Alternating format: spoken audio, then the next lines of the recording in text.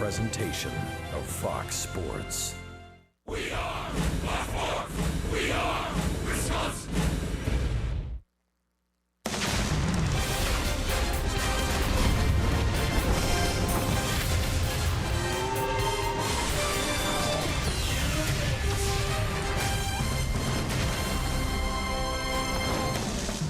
With the 5-2 win last night, the Brewers have evened the series here against the Pittsburgh Pirates, getting ready for baseball on a beautiful Wednesday evening here in Milwaukee.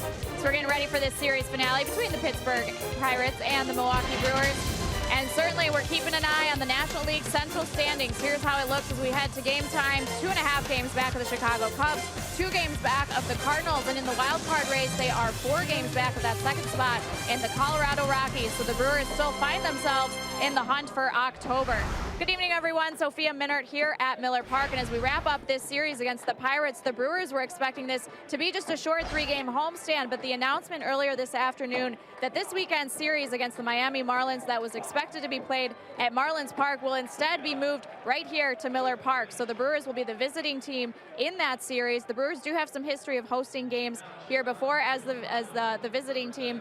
But for Brewers Chief Operating Officer Rick Schlesinger, he said this is the decision of Major League Baseball. The Brewers are happy to accommodate their request to host this series in the events of Hurricane Irma and the impact on South Florida. So here's what Schlesinger had to say about the decision and the Brewers hosting the series here this weekend.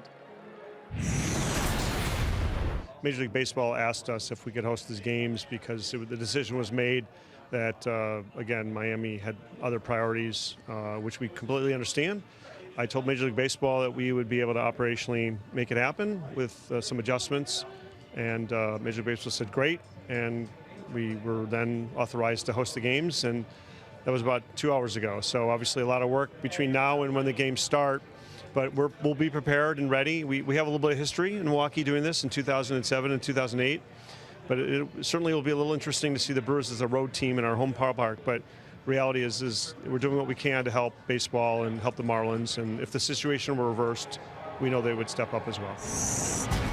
Well, the Brewers are busy preparing for the weekend series, and here's the schedule. It'll be a 7:10 start on Friday. Note, it'll be just 10,000 fan capacity in the field level only for Saturday, a 6:10 first pitch. Sunday, this usual 1:10 start, and Saturday and Sunday, they're expecting bigger crowd capacity of 23,000. So that'll be for both the field and loge level. The ticket prices, very affordable, $10 to $20. So Brewers are expecting a lot of fans to come out to Miller Park here this weekend. And as we get ready for tonight, Chase Anderson making his first career start on short rest. Brian Anderson and Bill Schroeder take a look at Anderson tonight, coming up next.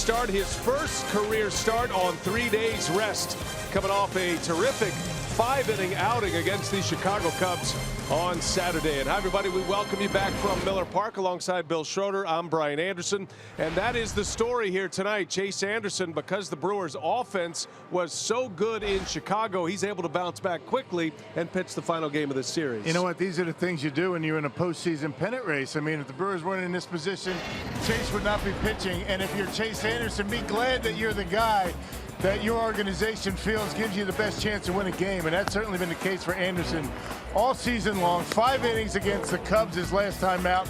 He was taken out after the Brewers got him an 11-0 win, and Joe Madden pulled all of his starters, 67 pitches. It's kind of an extended side session, a session in between starts. So we'll see how Chase Anderson responds. You would expect good stuff out of Chase again tonight. Can't talk about 3 days rest without thinking about CC Sabathia and how great he was in 2008. Greinke did it on 2 occasions for the Brewers in that 2011 season. There have been others that have done it. It is a difficult thing to come back when you're used to the routine.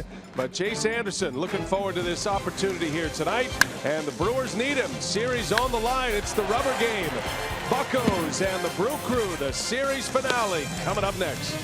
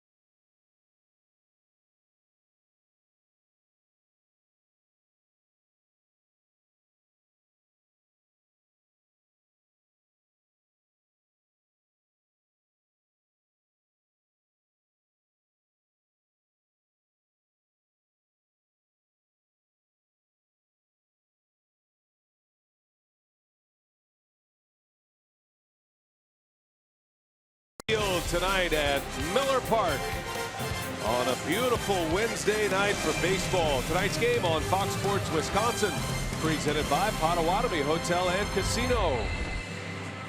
Final game of the series turns out to be not the final game of the homestand. The Brewers are going to welcome in the Miami Marlins beginning on Friday. That'll be a 3-game series here, unable to be played in Miami, so we will do it here at Miller Park. We'll have more information for you as this game continues. There is Clint Hurdle, skipper of the Pirates, signed a 4-year contract extension. He's going to be around for a while, taking the Pirates to 3 consecutive postseasons.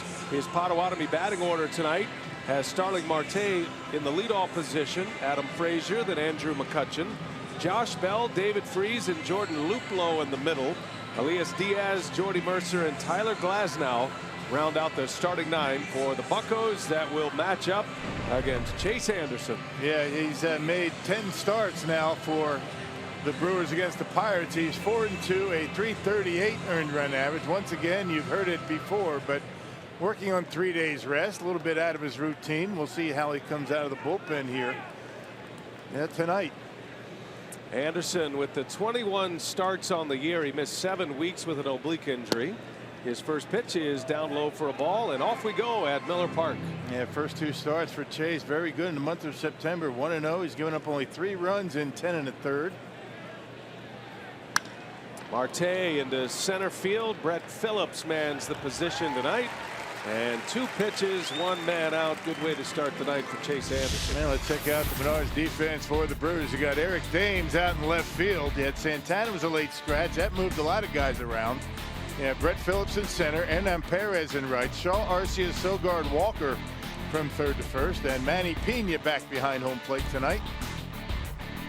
The injury to Santana not expected to be serious, just day to day. We'll hear more on that from Sophia in a little bit. And the Brewers counting on some of that depth. They can cover a lot. This is a ball club in Milwaukee that has 2 different kinds of lineups. They have a left-handed version, a right-handed version. Very deep, extremely versatile. Trying to fight their way to the postseason. That is the goal for the Brewers the rest of the way. Try to catch the Chicago Cubs, who lead the division right now. 2.5 game lead over the Brewers. Anderson drops a curveball in on Frazier. That's a good sign early to see the curveball hit. Yeah, curveball, fastball, very effective against the Cubs to go along with that changeup. Only 67 pitches 4 days ago against Chicago. Not too taxing, so I guess Chase is going to be feeling pretty good out there tonight. Brewers gave him a lot of runs, and it was an important offensive day for the Brewers at Wrigley Field Saturday. As it turns out, the Brewers had a hole in their rotation, and because of that big lead the Brewers were able to get off to, Counsell in game, mid-game, was able to make a decision about this start here last Saturday. And as it got to be 11-0 in the 5th inning, ultimately 14-0 as they made the decision to remove Anderson from the game. This was the goal that they had in mind, that they would have the possibility to bring Chase back on 3 days rest. That is a bonus. You can thank the offense on a very pitcher-friendly day at Wrigley last Saturday for that. Yeah, that in fact, Joe Madden pulled all of his starters. You know, Rizzo was taken out, Bryant was taken out, amongst others. Kind of a raising of the white flag, and that kind of prompted Counsell to remove him. That was a game the Brewers won 15-2. Anderson won his 9th as Frazier fights off another one. This guy's a pesky at bat for the Pittsburgh Pirates. Adam Frazier, 285 hitter, getting a lot of playing time now. Frazier has over 400 plate appearances this season, and he rips one into center field right at Phillips. A hotline drive almost in his tracks for the 2nd out of the inning. Yep, breaking ball up in the strike zone, and Frazier hit it hard. That's Bill Welke calling the balls and strikes tonight. He is also the crew chief. He'll be the man to watch if we have a challenge or replay review tonight. Jordan Baker's over at first. Second base umpire is Chris Guccione, and Bruce Dreckman over at third base. He had the plate last night. 2 up, 2 down. Here is McCutchen. First ball swinging deep into left center, and McCutchen hits one out of here again. He hit a first pitch home run in the opener on Monday night and does it again here tonight off Chase Anderson, and the Pirates have a lead. 200th career home run for Andrew McCutchen. He is the 4th Pirate all time to hit that milestone. Yeah, that's that cut fastball. It was an effective pitch against the Cubs, but that one really didn't do much.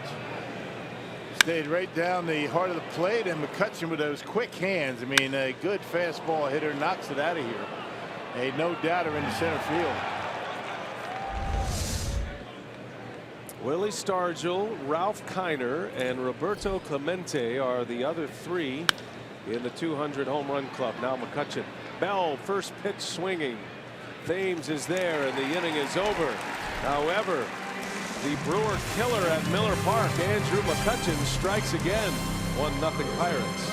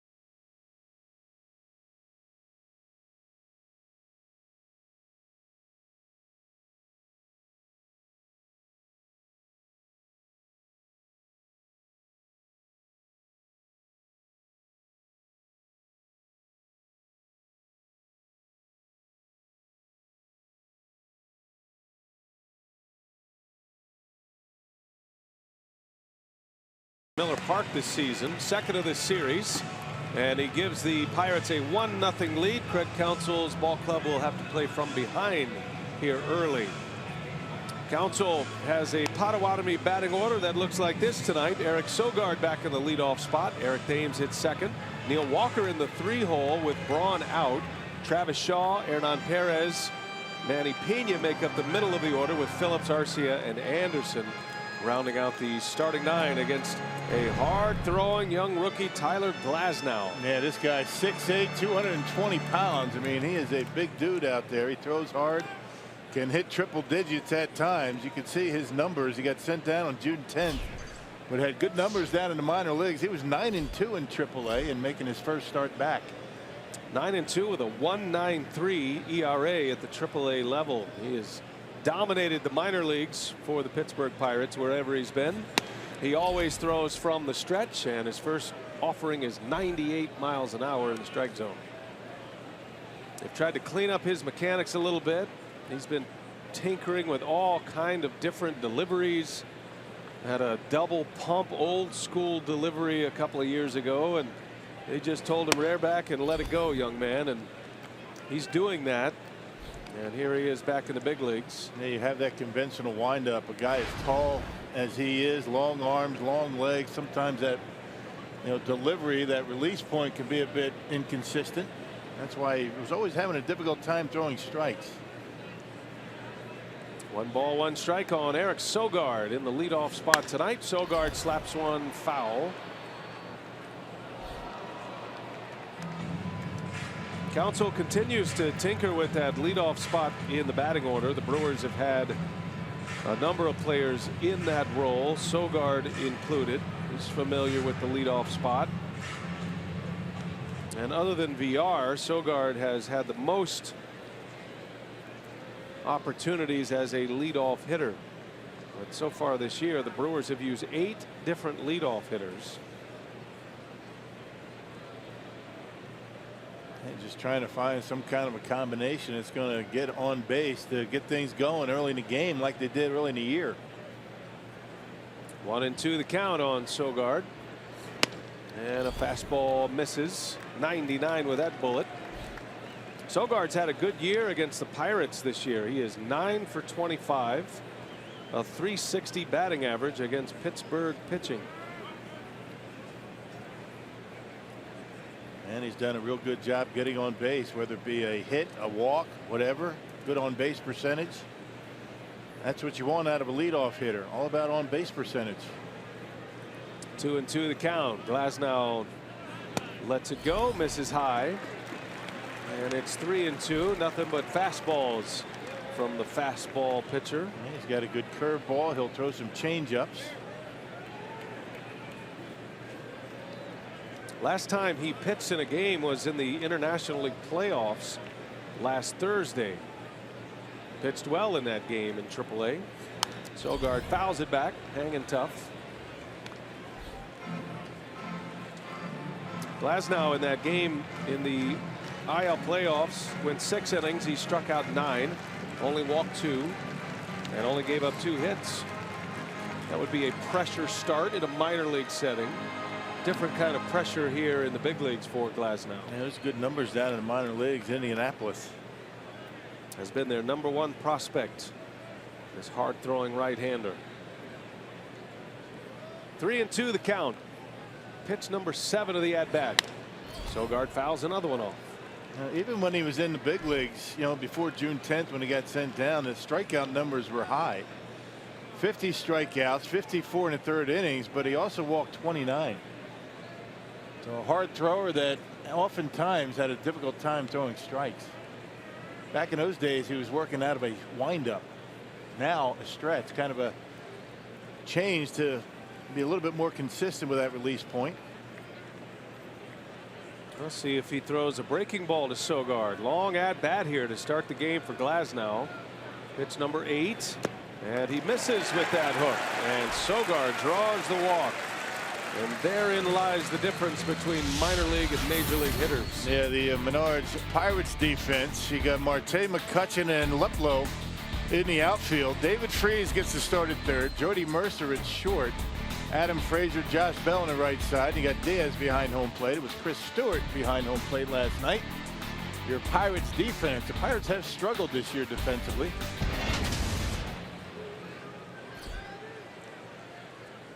A man on to start it. And here is Eric Thames. Had a good night last night. Homered off Garrett Cole. Put the Brewers on the board in the second inning last night. Thames moving up in the batting order tonight, hitting second. He was batting sixth last night. Had 2 hits, drove in a couple of runs. Brewers would love to see Eric Thames get hot down the stretch as he takes a fastball strike. Yeah, high fastball last night from Garrett Cole, and he turned it around. Home run number 29, and no doubter, giving the Brewers a 1-0 lead. Be nice to see Thames finish like he started this season. 0-2 the count on Thames, and that one is low. Yeah, Craig Counsell said as much last night in his post-game press conference, calling for a special 3 weeks from Eric Thames, a manager that has seen pennant chase baseball up close on a number of franchises, including the Brewers, and of course the World Series championships with the Marlins and the Arizona Diamondbacks. He's been a steadying influence for this Brewers ball club this season. He's had a lot of moving pieces, both in the starting lineup, the batting order, and working the bullpen. I thought his usage of the bullpen was really good in last night's ball game, whatever it's worth. But the way he was able to bring guys in, take them out, get other guys in there, he was able to do a good job, getting the Brewers through that game once again. A bullpen game, just like last time Suter made a start against the Nationals. Well, 7 pitchers were used last night. Suter went 3. The win went to Jeremy Jeffress, who won his 3rd game as a Brewer. He went an inning and 2/3. Yeah, Drake, Hughes, Swarzak, Hader, and Knebel finished it up. All will be ready to go here tonight. 1 ball, 2 strikes to count on Thames. 2-2 now. Gotta lay off that high fastball from this guy as hard as he throws.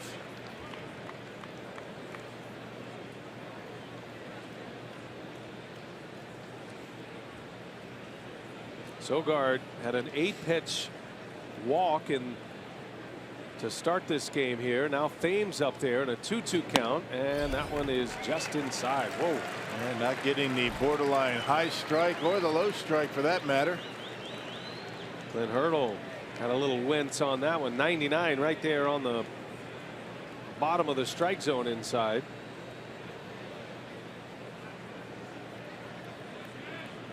Full count. Let's see if Sogard is on the move. Got a shift on for Thames. Glasnow deals it. Thames chops it foul. Yeah, it looked like Sogard started to go, then stopped. You figure Glasnow at 6'8", he takes a while to get rid of it. You might be able to run a little bit on this guy.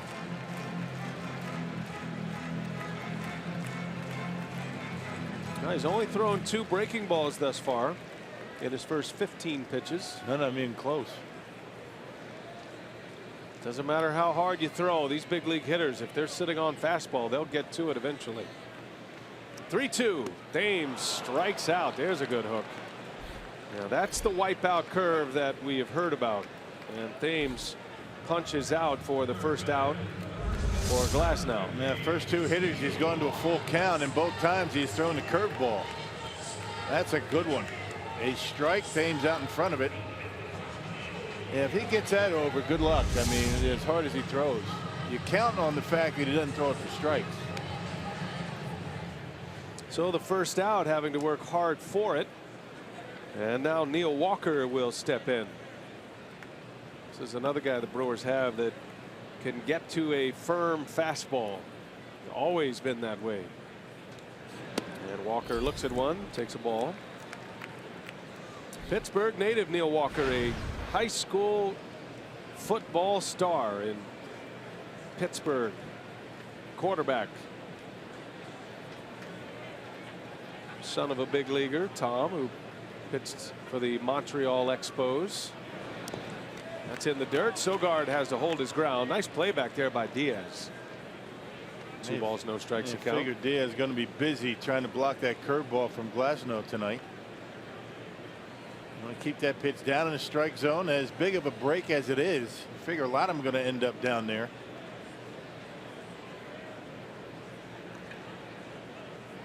Glasnow from Newhall, California. 24 years of age. Back in the big leagues for his 2nd year. Went to high school in Santa Clarita, California. 2-0 to Walker. Outside ball 3. That baseball looks like a ping pong ball in his hand. You notice that? Look how big his hands are in that baseball. You can barely see it. It's like he's throwing a ping pong ball. Those big mitts wrapping around that baseball. And he puts a lot of spin on it for sure. 3-0 to Walker with Sogard at first. That one's in there for a strike.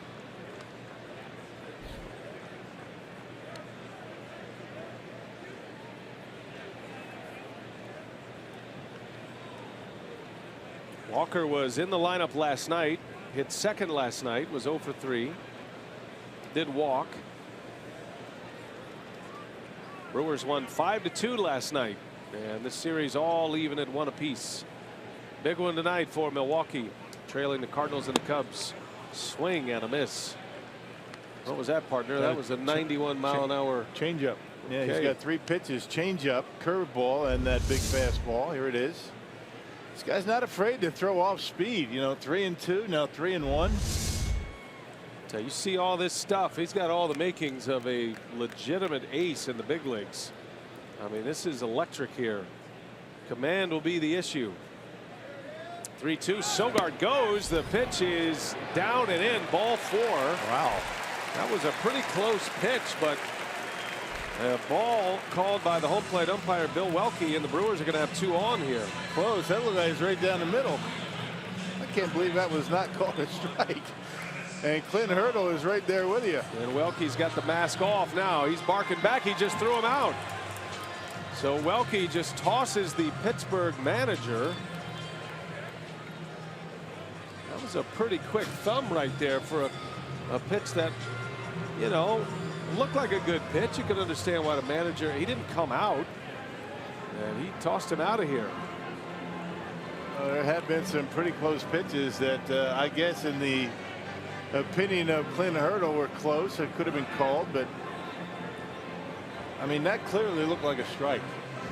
Well, when Bill Welke mouthed over to Clint Hurdle that the pitch was down, that's when Hurdle lost it.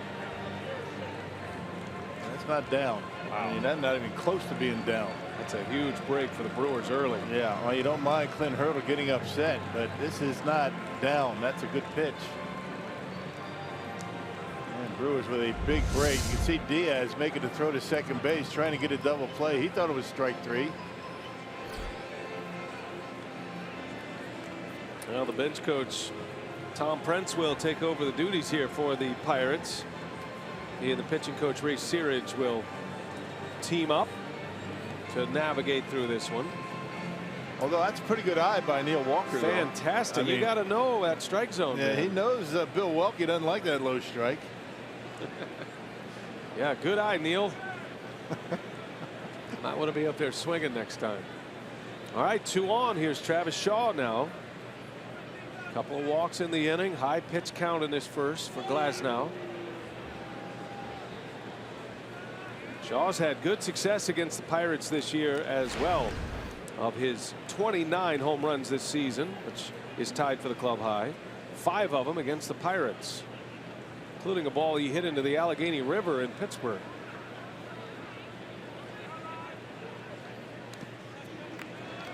Bounces the changeup in.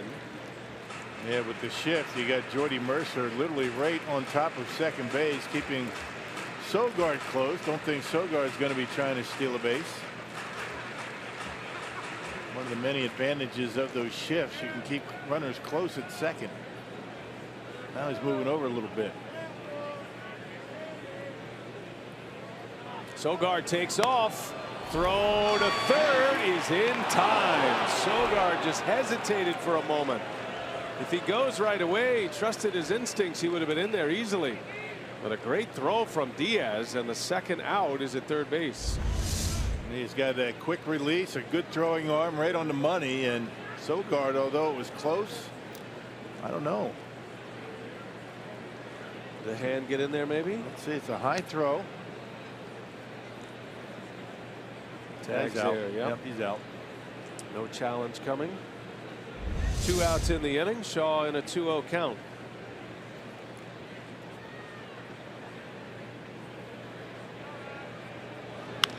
I was watching along with Sogard, and I saw the same thing he did. I mean, Glasnow didn't look back for that second time, and Sogard started and almost said, "This is too good to be true." Stopped, then had a hard time getting it cranked up again. Man, once you go and then stop, you're best off just staying put. You also realize that Jordy Mercer moved away from second base a little bit, giving him a little bit more of a lead. Walker out at second, the 2-1 pitch, and a swing and a miss. Check out Sogard in the background. Starts. Oh, there he goes. A little couple of crow hops, and unfortunately out at third base.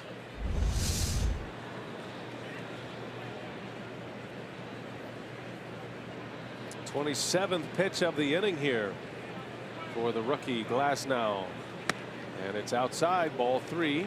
Trying to work in those off-speed pitches, getting a better feel for the curveball. Throwing a few change-ups. Another 3-2 count. You got first base open. The other 3-2 counts that he's had in this inning, he's gone curveball. See what he does here. Payoff pitch, and Shaw fouls it away. Went to the curveball again. Becoming predictable.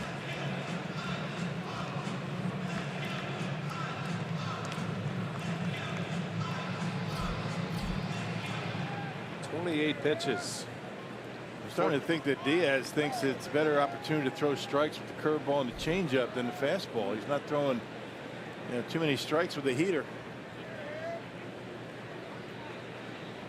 A lot of traffic for the Brewers here. 2 on, now 2 out after the caught stealing at third base. Puts Walker, the lone man, aboard for Shaw. Now Diaz is on his way.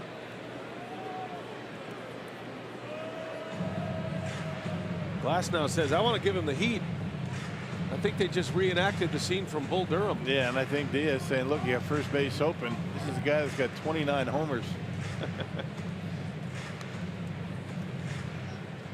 I don't think he was able to say all that in that short amount of time he was out there. Maybe he's just thinking it. Let's see what he gives him. Full count, 2 outs. Shaw fouls it back. Gave him the heat. Nuke LaLoosh. Yeah, up a little bit. Tough to get to at 98. That's going to be the key for the Brewers. They're going to be able to lay off that high fastball tonight from this guy. They can get it down in his zone. Becomes a little easier to get the bat on.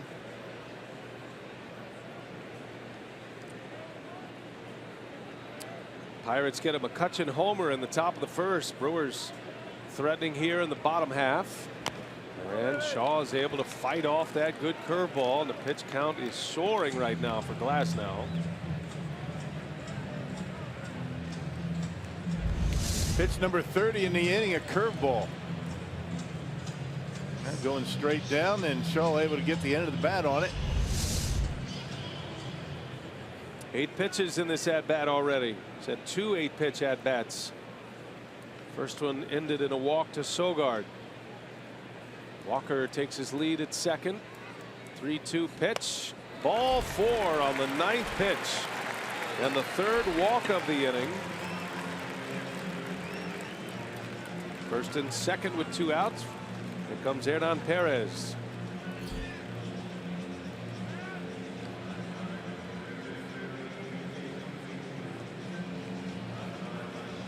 And Ray Searage on his way to the mound. Well, this is the spot right here. The Brewers, you got a young pitcher on the ropes, first inning. Can do some serious damage. The way Chase Anderson's been pitching, might not take much to win this game, but have to overcome an early deficit tonight. Well, it's going to be, you get on this guy early. I mean, he's got good feelings down in the minor leagues, but he's back in the big leagues where he had an earned run average at about 7.5. So you jump on him early, you get him on his heels. Don't allow him to settle in and get that confidence going.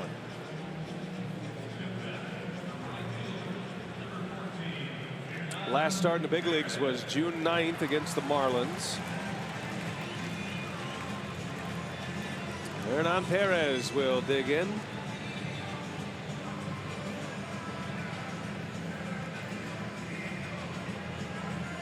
Perez starting in right field tonight. Started in 6 different positions this season. And got the call at second base earlier in this series. 2 on, 2 out.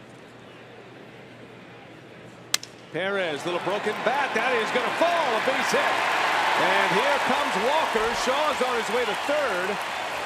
Hernan Perez delivers. First pitch he sees, an RBI single. Yeah, that's a big hit right there for the Brewers. You want to let this guy get off the hook after walking 3 batters.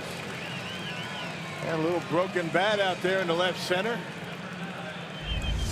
And Walker able to score easily, and Travis Shaw able to get into third base. Perez, a good fastball hitter, and able to muscle it out into left field to tie the ball game.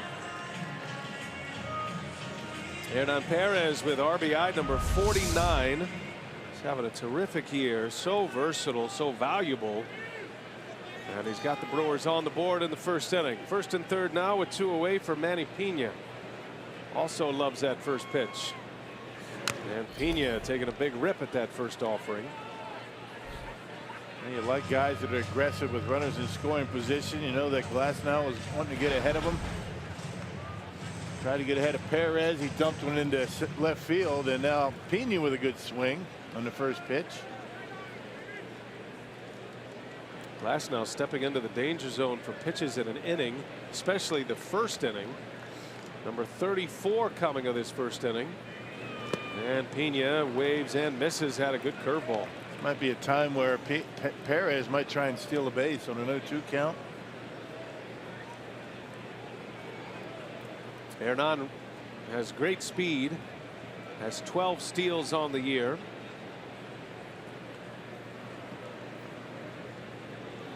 No balls, 2 strikes. And Pena strikes out, and the inning is over. Glasnow comes up with his best stuff to get that final out, but the Brewers get 3 walks and they get a run. Hernan Perez with an RBI single. All tied at 1. We head to the second inning from Miller Park.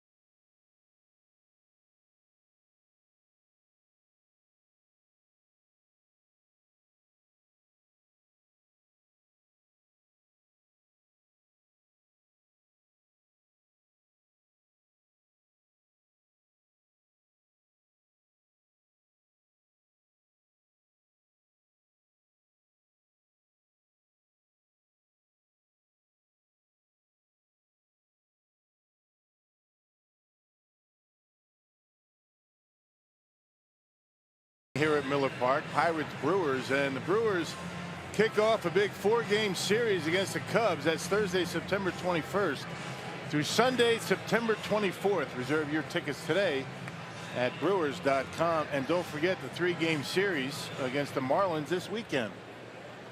Now, tickets are available. Going to cap the tickets at 10,000 for Friday. They'll expand it to 23,000 for Saturday and Sunday. So make sure you catch a little bonus baseball here at Miller Park. The Brewers will be the road team, the visiting team in that 3-game series. Chase Anderson facing David Freese to start the 2nd inning. So ticket prices ranging from $10 to $20. All parking ticket prices capped at $10.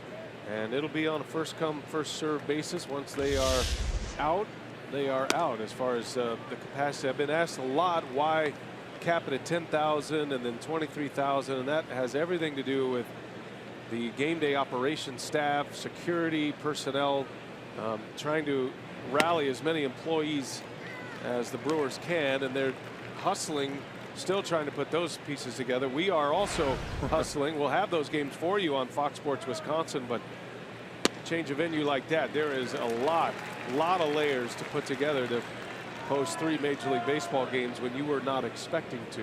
Yeah, Brewers front office scrambling, but they're going to get it done. They always do.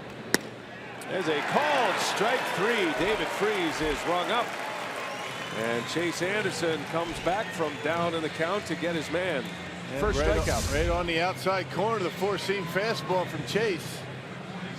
Manny Pena sticks it right on the corner, and Milwaukee rings it up. Not much David Freese could do about that. Perfect pitch.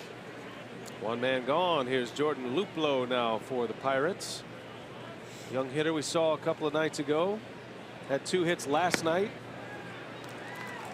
Big home run hitter in the minor leagues. He bounced between AA and AAA this year, and he has played his way into the lineup once again tonight. Drove in a run yesterday, did Luplow. See, he's got a quick bat. There's some explosion in that swing. Yes, he does. You know, Clint Hurdle had him in the 2 spot in the batting order in yesterday's game. He's trying to get him some at bats. The Brewers, or I should say the Pirates, not sure about the future of Andrew McCutchen, whether he's going to be back. So there might be an opportunity in the outfield for Luplow next year. Luplow lines one to third right at Shaw, and out number 2 for Chase Anderson.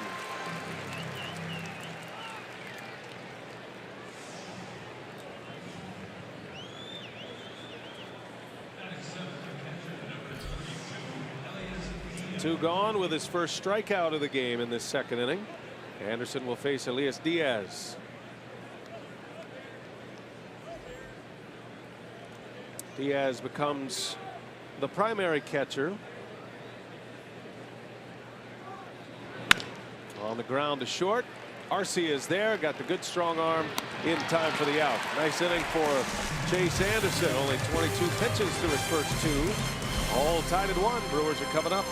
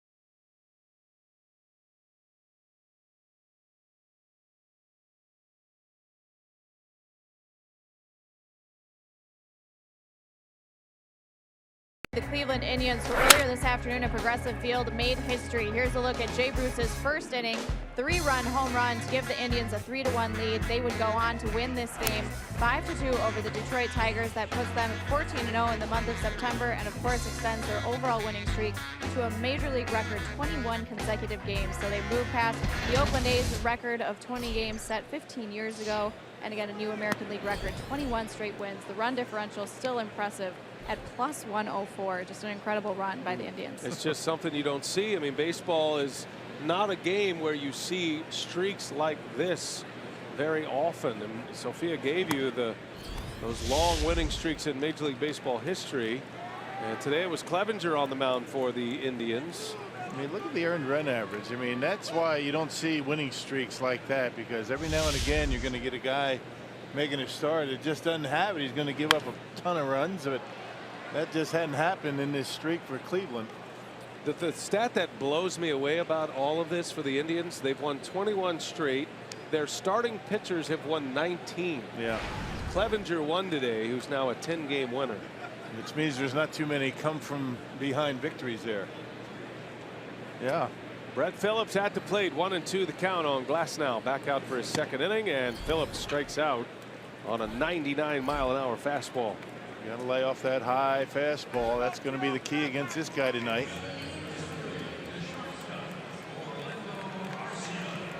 So one away. Here comes Arcia.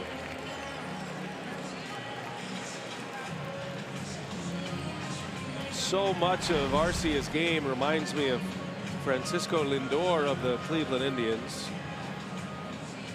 Superb defensively. Lindor is a much better bat at this point of his career. He's at 30 homers this year as well, and has emerged as one of the game's greats. Arcia on the first pitch, flies this one out to Marte in left, and the second out of the inning.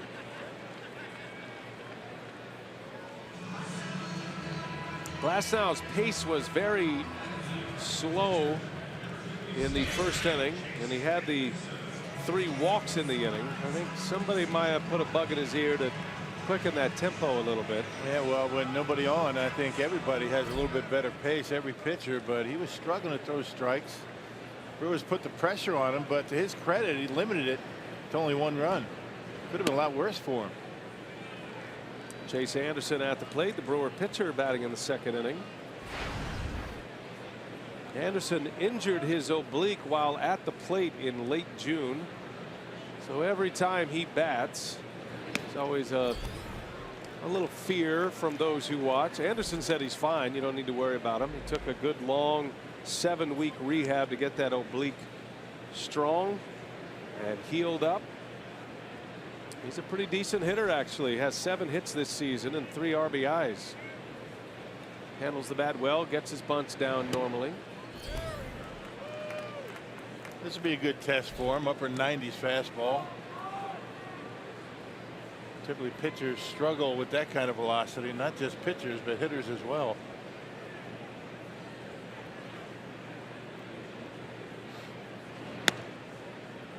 That one's in there for a strike. 2-2 the count.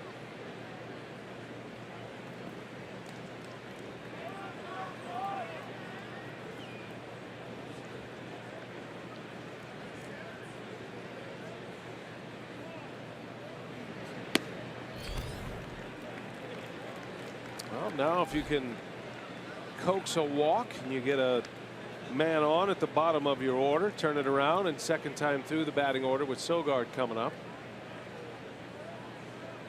Glasnow at a 3-2 count. He's had a number of those already, and Anderson swings away. Slow roll to short. Mercer makes a play to end the inning. 3 up, 3 down. Bounce back inning for Tyler Glasnow. All tied at 1. Head to the third.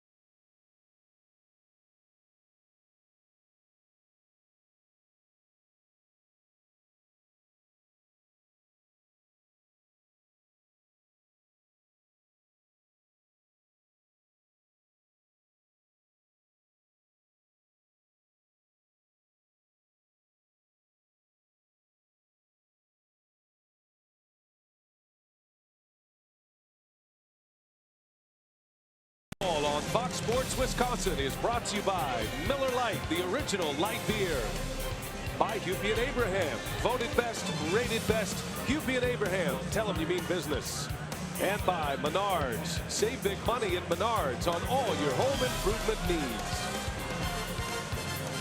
What a beautiful night for baseball tonight. The lights are up, the roof is open, and the fans enjoying this one thus far. 1-1 game. Tyler Glasnow, the rookie right-hander for the Pirates, against Chase Anderson for the Brewers, coming back on 3 days rest after that short but successful start against the Cubs on Saturday afternoon at Wrigley Field.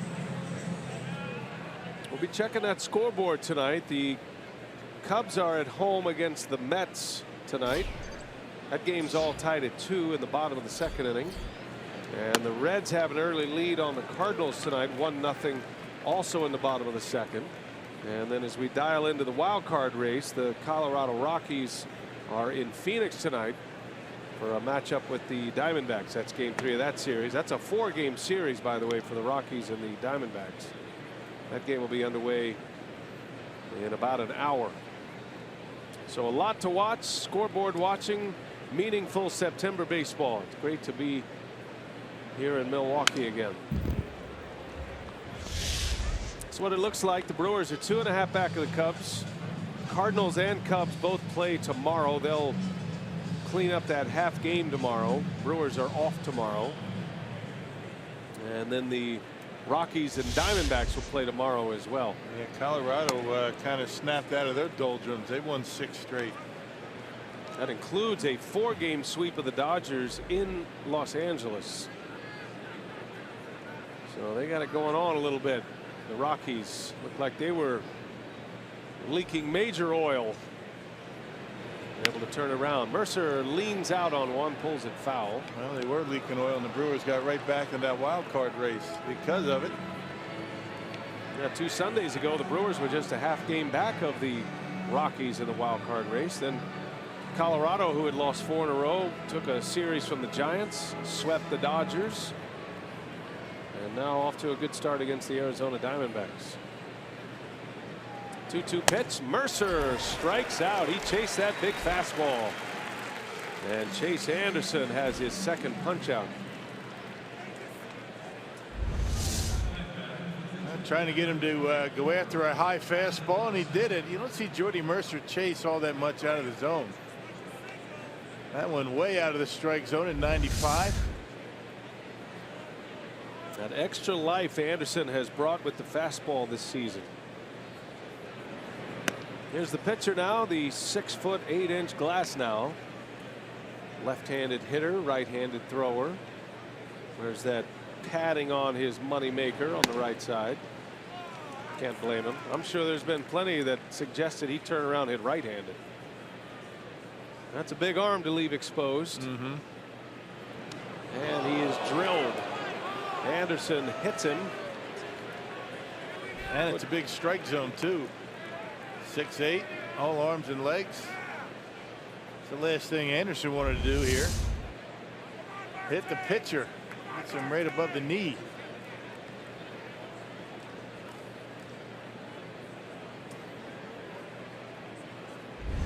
So a man on with 1 out. Back to the top of the order now, and Starling Marte. Only hurts for a little while. Now if Glasnow throws the same kind of pitch, it's going to hurt for a little bit longer. Yeah, that's his push-off leg, that right leg. That could give him some problems. Doesn't look like there's a whole lot of meat on those bones for Glasnow. That's a tall and thin, 6'8", 220. He's like saying, what do I do next? Go to this one over here. Just keep turning left, Tyler. Starling Marte, a swing and a foul tip into the Pitapena.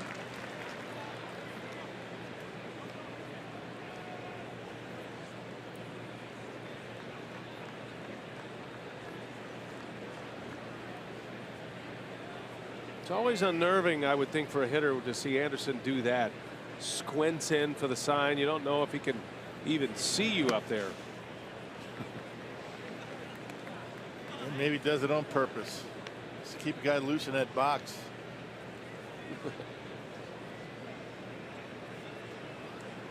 Guys aren't looking into the eyes of the pitcher. They shouldn't be anyway. Look at that release point. Get fixated on that release point. Always like hearing and reading Ted Williams' accounts of where he put his eyes. Tony Gwynn was a disciple of Ted Williams, did the same. He'd look at the logo on the cap and then just shift his eyes to the space where the release point was. And the vision of those two hitters could pick it up a lot faster than the average man, that's for sure. Did he go? He did. That's a swing, says the first base umpire. Yep, on a 3-1 pitch. Goes from ball 4 to a full count.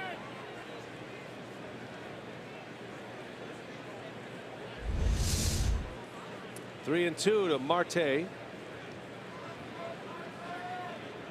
See what Anderson has in mind for him here. Glasnow, the pitcher, not being held on at first. And on the ground, got a chance to turn it. Shaw to second. Out there, Sogard. Not in time. Marte too fast. 2 outs in the inning. Put out goes 5-4. Yeah, good pitch though by Anderson on a 3-2 count. Got in on his hands. He was effective against Marte so far today with that fastball in, not allowing him to get his arms extended. And a good pick by Walker.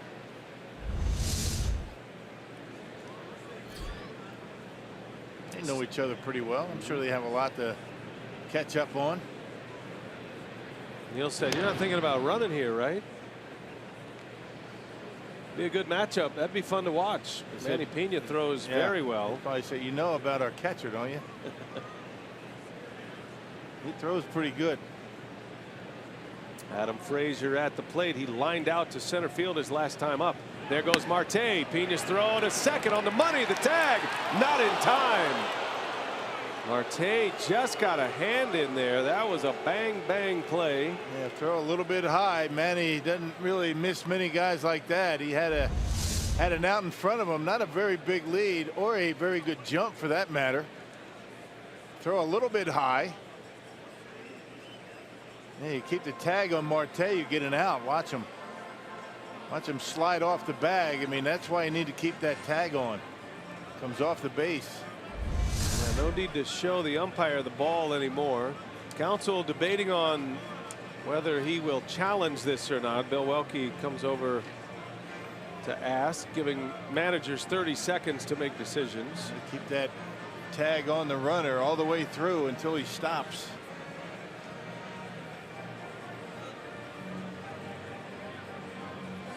So a stolen base. Brewers won't challenge this early in a game. Runner at second now. Go ahead run. Pitch was called a ball to Frazier.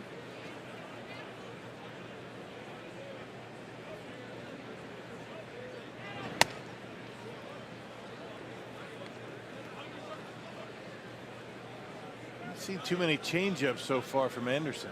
Been a lot of fastballs, the curveball. And some cut fastballs, but you know, that signature changeup. Haven't seen many.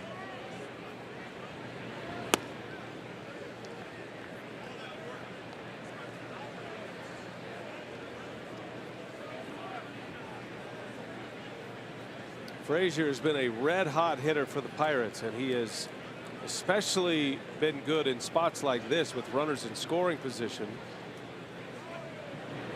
Frazier takes a strike. 3-1. In his last 29 at bats, Frazier has 14 hits with runners in scoring position. And normally, you know, hitters that make good contact, don't strike out a lot, are going to be good in these spots. Put the ball in play, give yourself a chance. Came off the DL last Thursday, had a hamstring injury. Anderson misses outside, and now Frazier is on, and that's going to mean Andrew McCutchen will bat with 2 on in this third inning. Yeah, you never want to walk a guy that doesn't hit home runs to face a guy that does. Last time up, first pitch he saw from Chase Anderson. Yeah, Center cut on a cut fastball and knocked it way back in center for a 1-0 lead.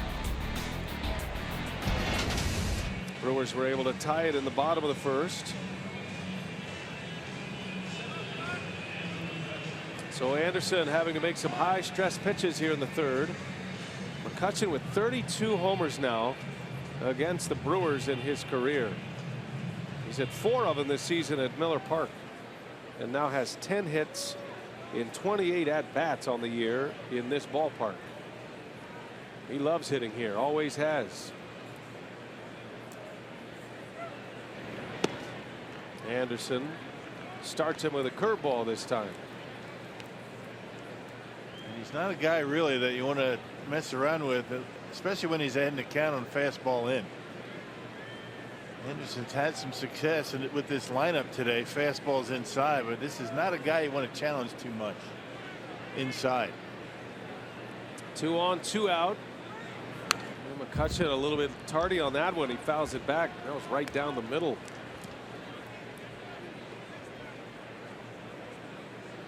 Anderson hit the pitcher Glasnow with 1 away. Marte reaching on a fielder's choice, then Frazier walks.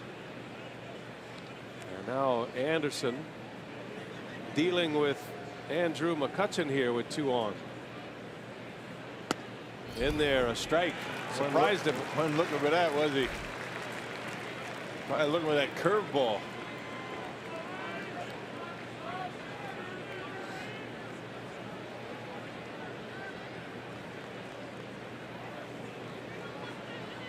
Good numbers with runners in scoring position for McCutchen. Anderson's got him down 1-2. And he tried another fastball. McCutchen laid on it, fouls it off. Those 32 homers against the Brewers, 21 of those have come here at Miller Park. Much better home run ballpark than PNC in Pittsburgh. The former MVP. He's got an on base streak going, a long one here at Miller Park as well. That's 17 in a row now that he has reached base. On base 17 straight. He's hit safely in 15 of those. Anderson trying to put him away here. The 1-2 pitch doesn't chase.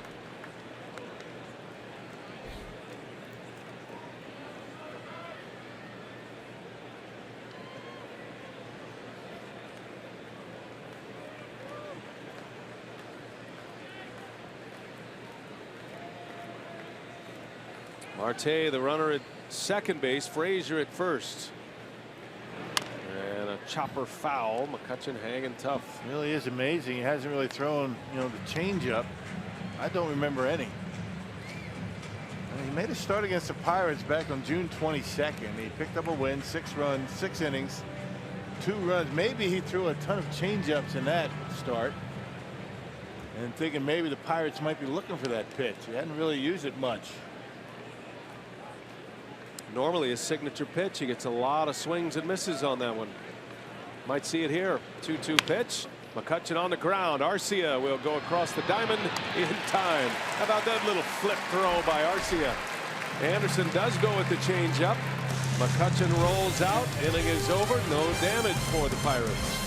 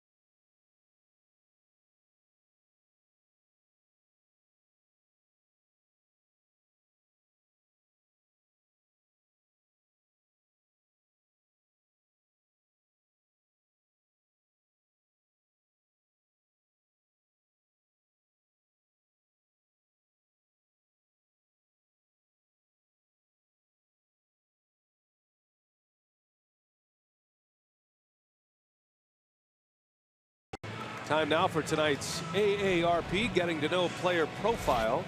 And we're looking at the 24-year-old Tyler Glasnow, drafted in the 5th round in the 2011 draft. And at 6'8", the tallest player on the Pittsburgh 40-man roster. Aren't many 6'8" baseball players, or baseball personnel, let's say. We got 2 of them here tonight. We got Glasnow and the first base umpire Jordan Baker. Right. 6'8". We got our post players now, Rock. He should be doing home plate. That would be perfect.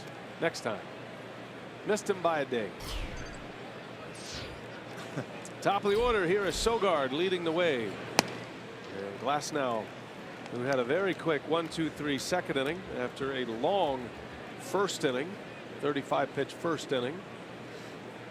Walked 3 in the first, but Sogard was thrown out trying to steal third. And that helped him finish that inning with only 1 run. Sogard drew a walk on an 8-pitch battle at the plate to start the game for Glasnow. And it looks like it might be a short night for Glasnow. Already 48 pitches, working here, nobody out in the 3rd inning.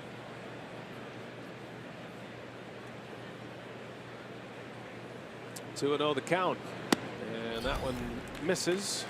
3 balls, no strikes.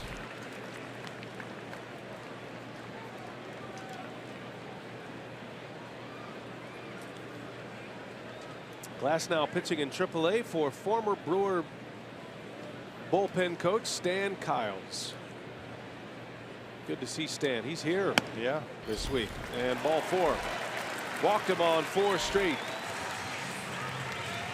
Hey, the most popular way to follow the postseason chase is with MLB.com at bat, the #1 app for live baseball. Enjoy game day, live game video highlights, radio broadcasts, statcast, news, and more. Download MLB.com at bat today. We've said a lot of chases today. We said chase a lot. Chase the pitcher and chase the hitter. The postseason chase. Swing and miss chase. He chased a bad pitch. Chase Anderson.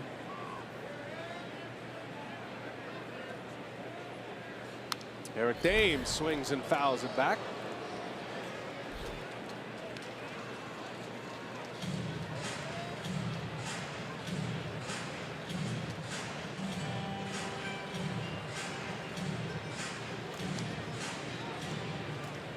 Dames, a couple of hits last night. There's Stan Kiles. What a great guy. Good to see him back in the big leagues. He's been the AAA pitching coach for the Pittsburgh Pirates in Indianapolis. Had a good chat with him yesterday. The guy's got a great story. He's a cancer survivor. Right. And advocate prostate cancer research and early detection. While he was a bullpen coach for the Brewers. Went through all that. Good man right there. And he's watching his pitcher closely, the guy he's had at the AAA level this year. Dames in the air, left center, had a good sound to it. McCutchen is at the wall, and she's gone! Eric Dames. Get hot, E.T. Number 30. Brewers take the lead, 3-1.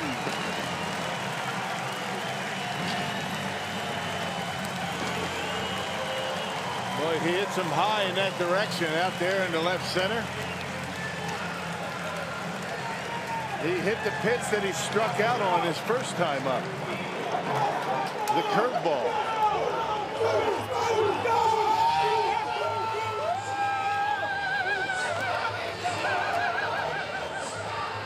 Seems like a little much for a guy who's still in the game. You know what? They really lay it on him. I mean, that's just the opposite of what they do with Shaw.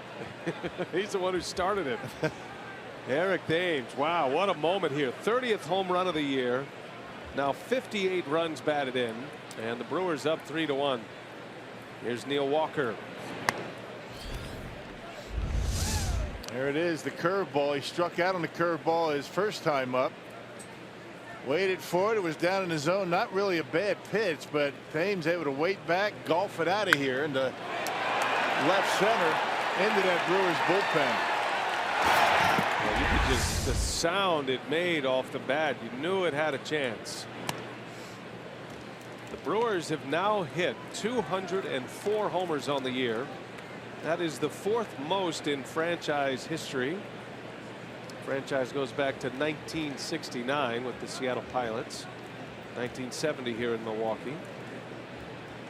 They are 5 home runs from the 3rd spot now. There's a hot shot foul.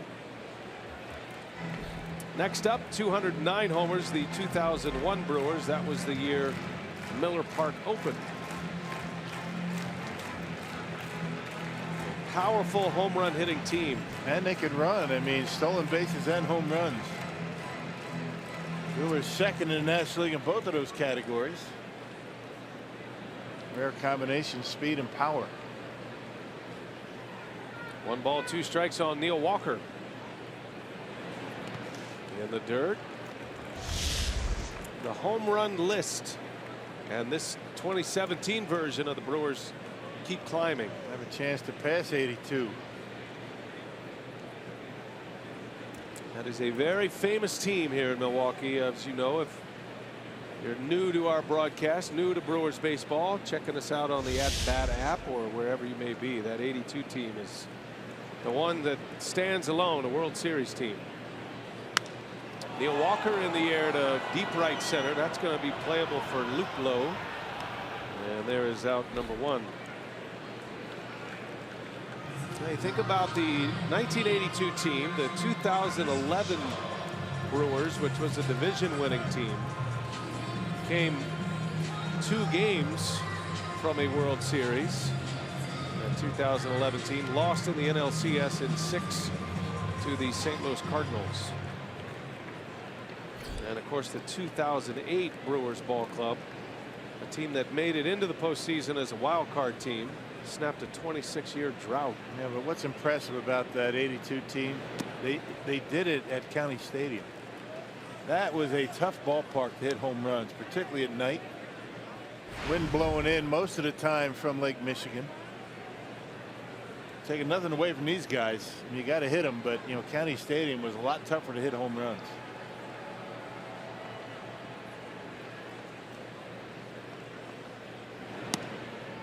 Well, one of the discussion points for Craig Counsell and company is the fact that you look at those 3 pillar teams, right?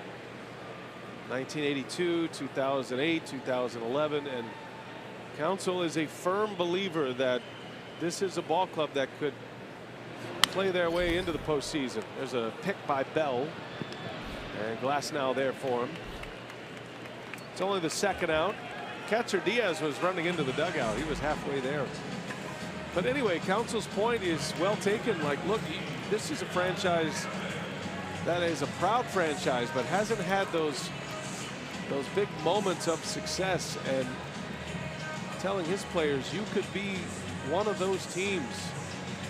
They could get hot this final 3 weeks and play their way into the postseason. And Counsell strongly believes that if the Brewers do make it into a division series, in a 5-game series, they have a chance to make a run the way they're built. Yeah, because they hit, what they hit home runs, and they have a quick strike offense. But I think the key is going to be to get the offense back to where it was in April and May. And you got to do that. Can't rely on the pitching the way they have been. Hernan Perez takes a first pitch curveball for a strike. Have to keep pitching well, and got to get the offense going. Well, and you look at the way the Brewers are lined up in the bullpen now. That's what gets you excited for a possible postseason, because they are a playoff ready bullpen.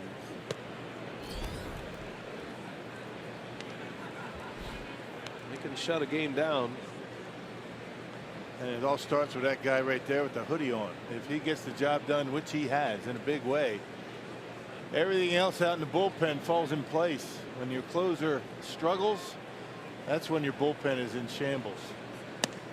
That's one of the reasons the Pirates had such a great run making it to the postseason year after year. Their bullpen was terrific. I mean, if you fell behind playing the Pirates going into the 7th inning, it was pretty much lights out for you.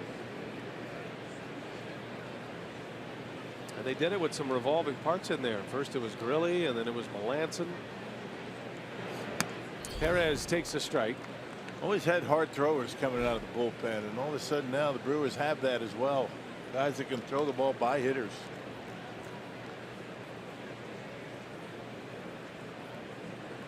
Pirates had 3 straight years in the postseason.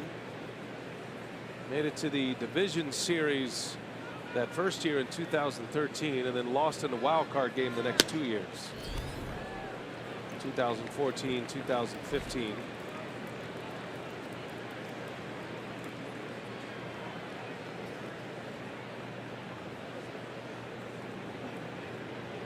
Perez drove in the first run. He swung at the first pitch. He singled into left center to tie the game. He's up there now on a 3-2 count. 2 outs in the inning. And the curveball misses inside. He buckled him, but he missed with it. Glass now walks another. And 67 pitches. 3rd inning, and he's only given up 2 hits. How many times has he thrown a curveball in a full count? Just about every time. Yeah, a lot of 2-strike hooks. Ray Searage going to make another trip to the mound. It's all a work in progress for Glasnow. I tell you though, you can see a potential star in the making with his stuff. Might be a day when it all clicks, and when it does, if it does, look out. Hey, Friday, September 22nd is a perfect night to sit in the Miller Lite beer pen. The Brewers host the guys from the Windy City, and all fans 21 and over who sit in the Miller Lite beer pen will get a free Brewers truckers cap courtesy of Miller Lite. You know, the guys from the Windy City, that's the Cubs. Oh man, thanks for clearing that up. I knew you were looking at me. I'm sure if White Sox, Cubs, maybe the Bulls were putting a team together. I don't know. Hey, I just read them. For tickets and details, visit brewers.com/beer pen. You know what? I'm going to fix it. I'm just going to say, you know, they play the Cubs. Okay, that'll work too. Eliminate any confusion. Here's Manny Pena now with a runner at first. 2 outs in the inning. You didn't have a chance to proofread all of your promos tonight, Rock? I did not. So next time I'm just going to say the Brewers host the Cubs. Okay, great. It's a good decision. Yeah. Executive order. I usually do that, proofread. Okay. Right. Somebody does.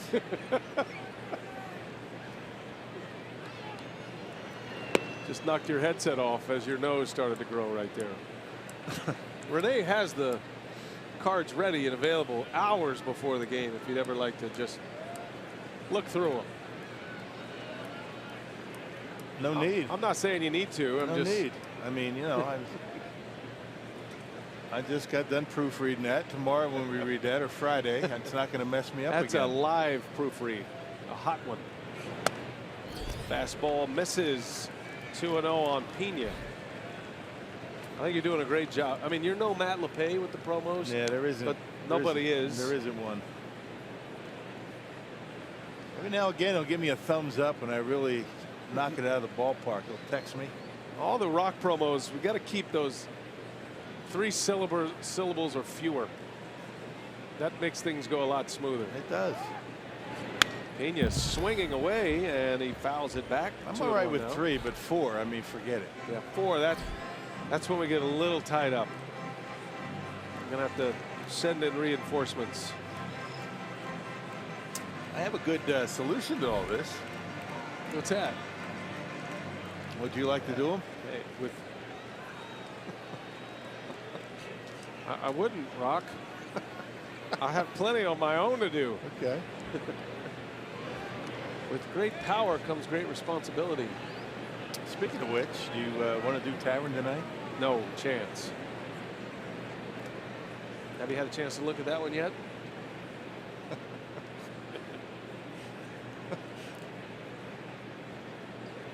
Two balls and a strike. Manny Pena at the plate. Got a runner at first.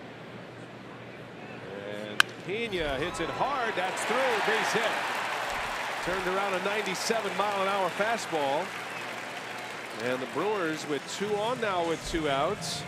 Chance to add to their lead with the rookie Brett Phillips coming up. There's a good example. You know, when a hitter's looking fastball, it doesn't matter how hard you throw it.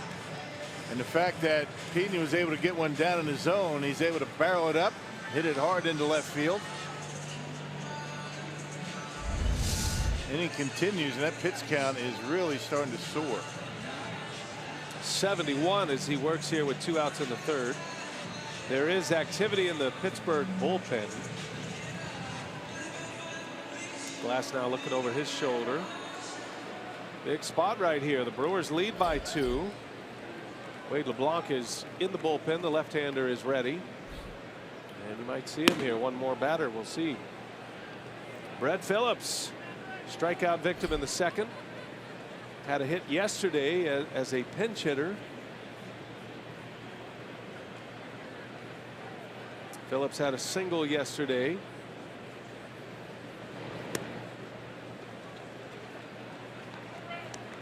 Helped get that 4-run 3rd inning going against Garrett Cole.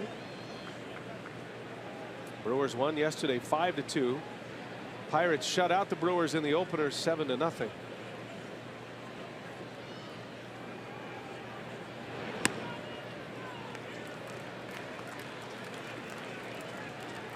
Dangerous spot coming here for Glasnow. You got a power hitter at the plate. And you know Brett Phillips is sitting on that fastball. See if he gives him one. 2 on, 2 outs, 2 runs are in. And Phillips takes a strike, off-speed pitch.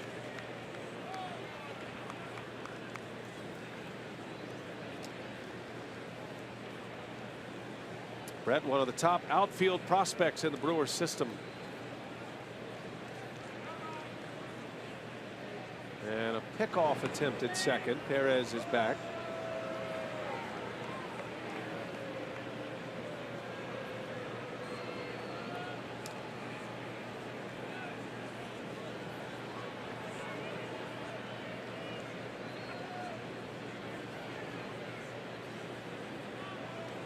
Runner goes. Perez. There's a strike. How about that jump?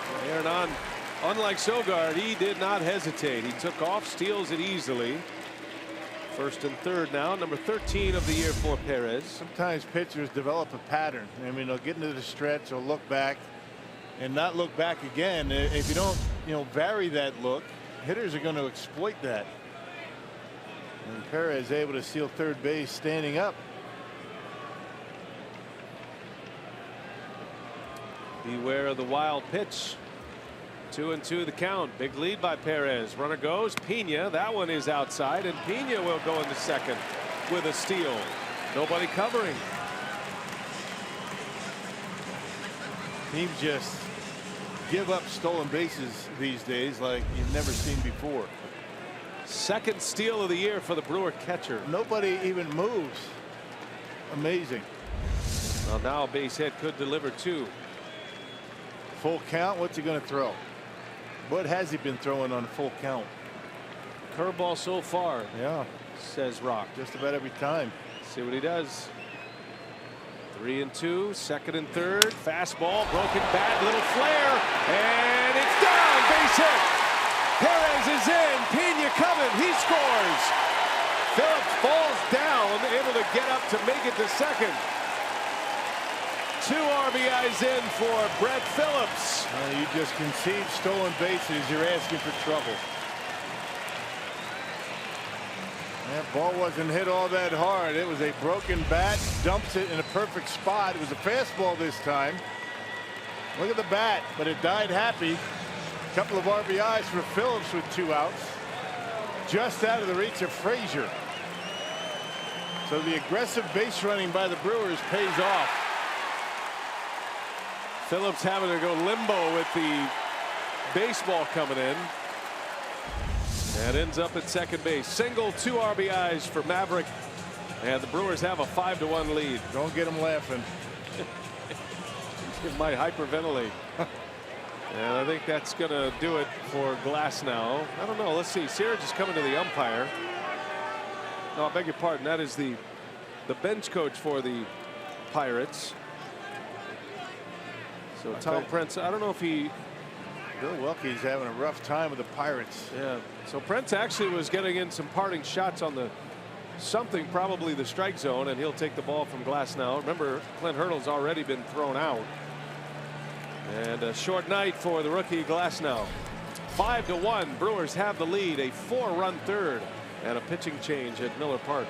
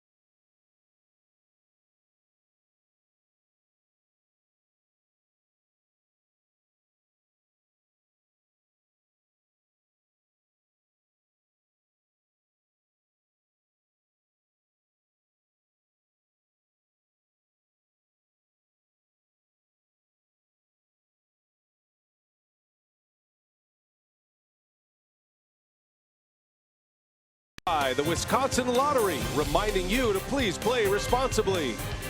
And by Toyota, let's go places.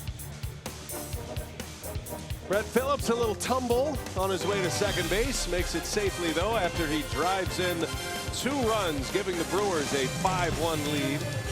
And chasing the starter, Tyler Glasnow, 2 2/3 innings for Glasnow with 4 hits. He gives up 5 runs.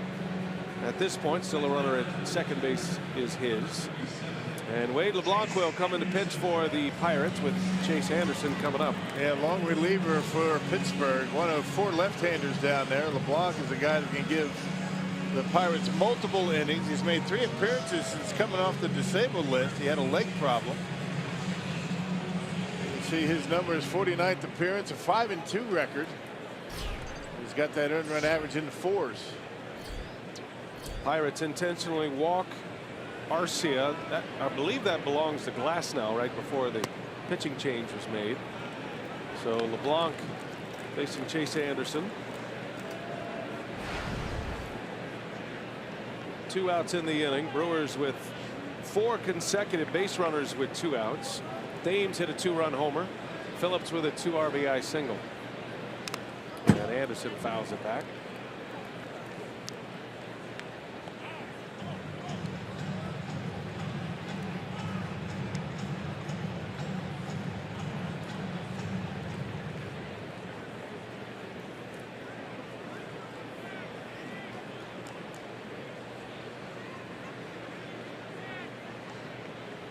One ball, 1 strike on Anderson.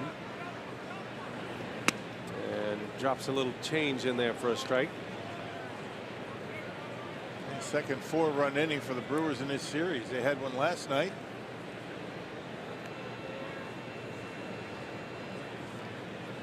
Brewers scored 4 off Garrett Cole in the 3rd inning last night.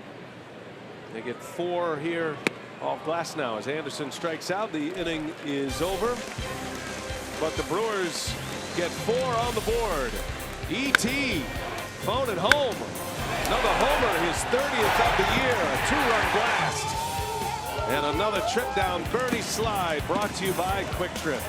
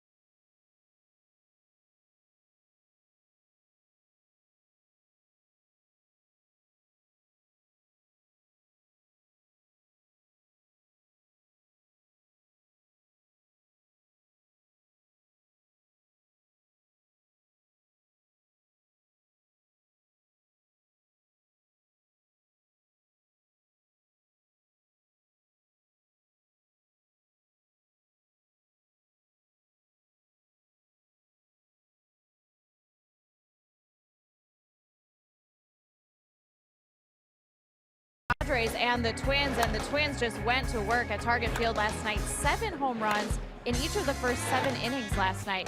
Brian Dozier got it started in the first. Jorge Polanco, Jason Castro had a 2-homer night. Eddie Rosario also went yard. Eduardo Escobar and Kenny Vargas finished it off with a 3-run shot in the 7th. That was good for a 16-0 win over the Padres. The Twins are still trying to make their push for October. They're currently second in the wild card, trying to hold off the Angels, who are just 2 games back.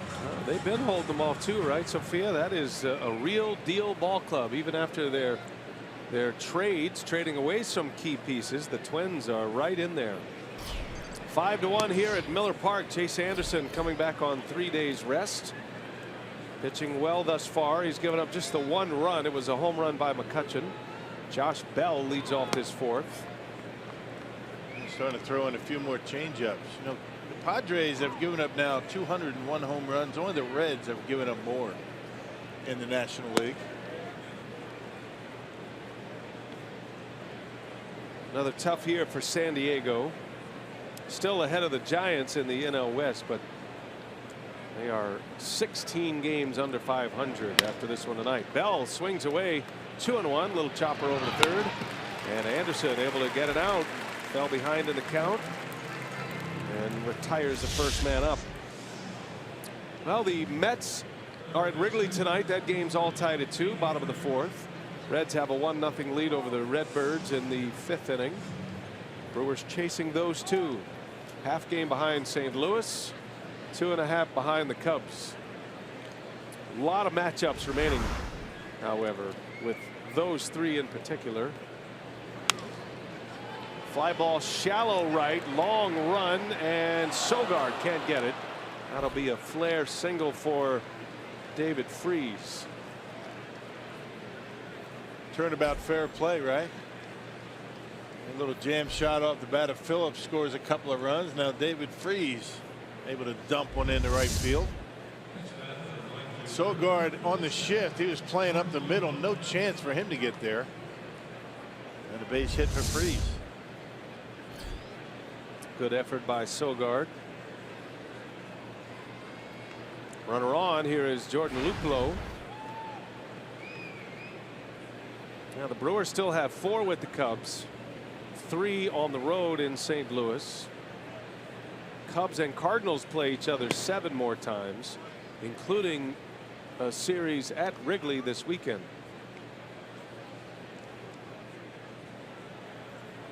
Hard to know who to root for in that scenario. Yeah, right.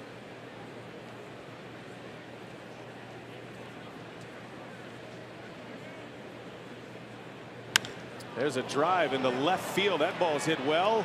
Long run. Thames can't get it. Off his glove. Phillips plays it in. And it's going to be a double for Jordan Luplow. His 3rd hit in the last 2 games. Thames was almost there. Couldn't quite bring it in. And that's a play right there. You have a guy that's in the outfield every day, Ryan Braun. He might be able to make that catch. But Luplow gives that one a pretty good ride. He gets the arms extended and a little bit of air underneath it. He got there, just not able to hold on. An experienced outfielder makes that catch, but that's what you have to do. You have to, give up defense to get the offense going. That's why they have Thames out in left field for the 14th time this year. Well, Thames came up as an outfielder. Big league time with the Blue Jays and the Mariners. But he's been in Korea the last 3 years, playing exclusively first base. Anderson's got to bow his neck here. Got a runners in scoring position. 2nd and 3rd with 1 out. He's getting down to the bottom of the batting order, though, with Diaz followed by Mercer. Mercer's really not a bottom of the batting order type guy. No, not at all. Good point. Matter of fact, he had leadoff yesterday as Diaz fouls this one back.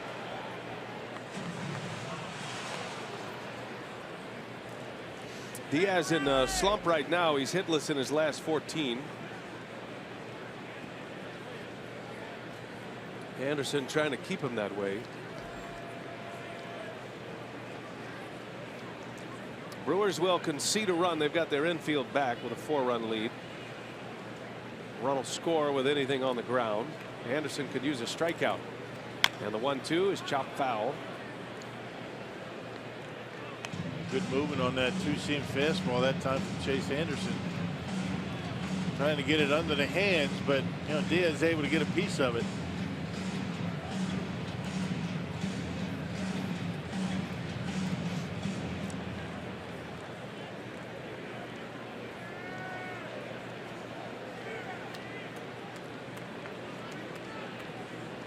Do it again. Another 1-2 pitch. In the air, center field. Phillips has a great arm. Tagging at third, on his way. Here comes a throw. And the slide, the tag, he's out! Oh, what a throw! Brett Phillips with the bazooka for a right arm. Pirates are going to take a look at this. That was bang, bang. But Brett Phillips with that fantastic throwing arm. Yeah, he doesn't disappoint, does he, with that throwing arm? It's about medium depth into left center field, and check this throw out. A couple of hops. Yep, he's out. Yeah, he is. No challenge from the Pirates. Brett Phillips having a game tonight. Gets the start in center field. Drives in a pair. Comes up with an outfield assist. A bullet to the plate from center field.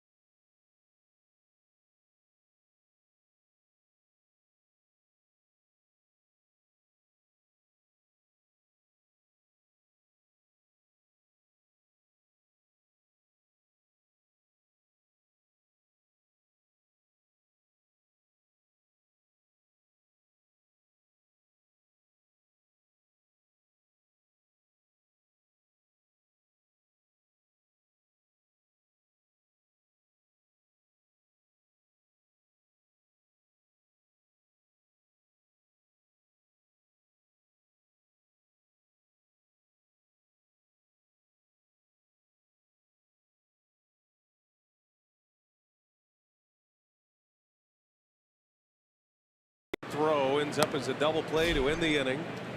Diaz flies out to center, and Phillips cut down David Freese at the plate with a gun. Not just the strength of the throwing arm, but the accuracy too. That was right on the money, and it had to be. Perfect throw. Eric Sogard leads off. Liner into right field, base hit. Sogard on base for the third time tonight. A leadoff single. Man, watch the way he measures this. He's trying to get his footsteps in order when he catches it. The big throwing arm, a couple of hops, and look at Pena. He's able to block the play once he has the baseball. And they end the inning. Second and third, one out, no runs across. That's our Badger Mutual play of the game. Good tag by Manny Pena. We saw him make a throw in spring training. I mean, the book on him when he first came to the Brewers organization in the trade with the Astros, he came in that Carlos Gomez, Mike Fiers deal. Was always wait till you see this kid throw. And then we saw him throw in spring training, and it was eye-popping. Yeah. I mean, this guy's got one of the best arms you could have in the major leagues. Talking to another guy with a pretty good throwing arm. Yeah, Arcea's over there like, yeah, that's pretty good, man. We should have a throwing contest sometime. I could do that. He could too. Thames breaks his bat, fouls it off. He's mad he broke that bat. That one had some hits in it. And he's upset. He's got those crazy eyes going right now. That was his favorite bat. Yeah, he's mad. I'm just going to say mad. Look at him. A couple of hits last night with that bat. He just hit a 2-run homer in the 3rd inning with that bat. Now it's gone. We'll see if there are any hits in this one.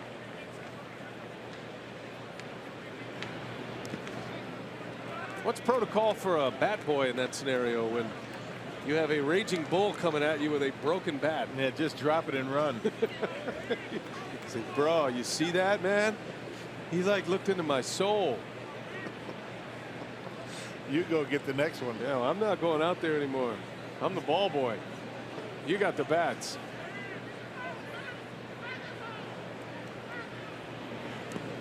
Ames takes a ball low. Dames does not need another human being to have a full-fledged conversation. Let's put it that way. Yeah. I mean, he's had some very animated conversations with himself. 3 years in Korea. A lot of isolation time. You know, a lot of guys do that, but they don't move their lips. 2-2 to Eric. And that one misses outside. And a little clubhouse meeting with yourself after you miss a pitch or you swing one out of the strike zone and kind of walk around thinking to yourself what you need to do. You know, Eric just kind of just says it out loud. Sometimes he says it in Korean. Full count. Runner at first. Sogard. Leadoff single. Ames in the air. Left field. Slicing. Long run over there, Marte. That'll end up in the seats.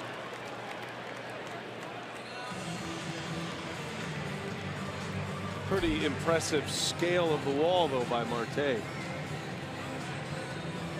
Seen a lot of outfielders shy against that wall out there. I haven't seen many go Spider-Man off that wall very often.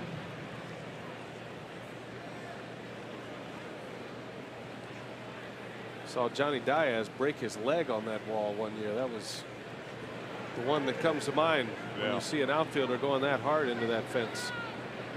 Not a lot of room over there to slow down.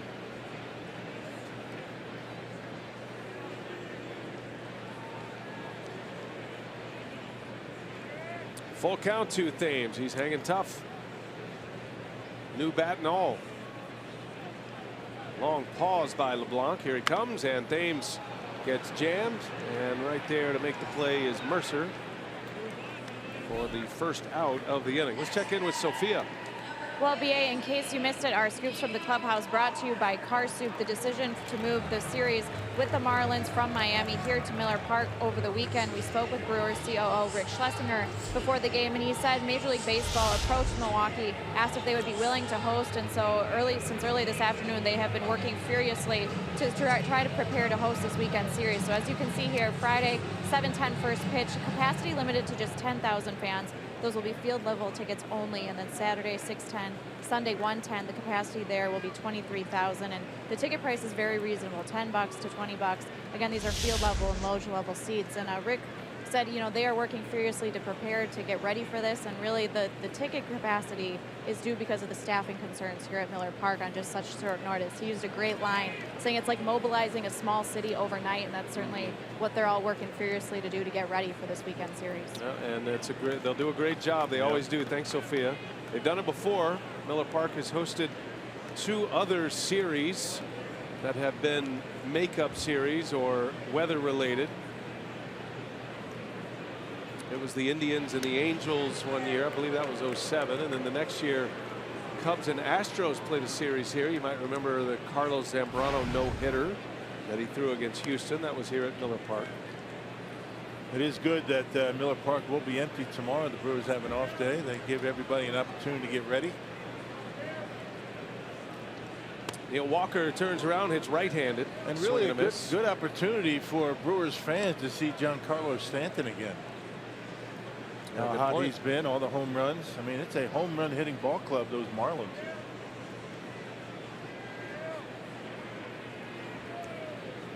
Stanton chasing a little history.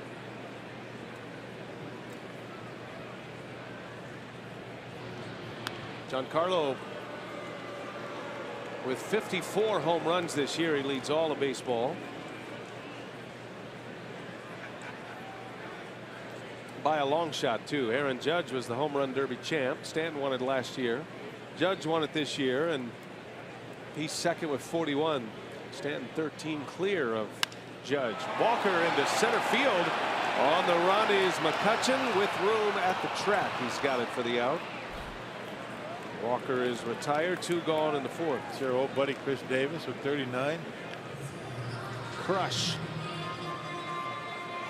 Continued to crush as a member of the A's.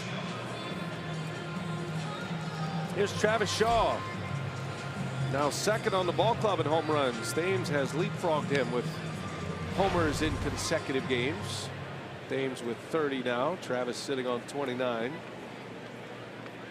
Those two have been going back and forth. Brewers were able to lock down the corners with some production this year with Shaw and Thames, even though Eric is playing left field tonight. Thames at the top of the Powerball home run leaderboard. Hit his 30th off Tyler Glasnow in the 3rd inning. A 2-run shot to give the Brewers the lead.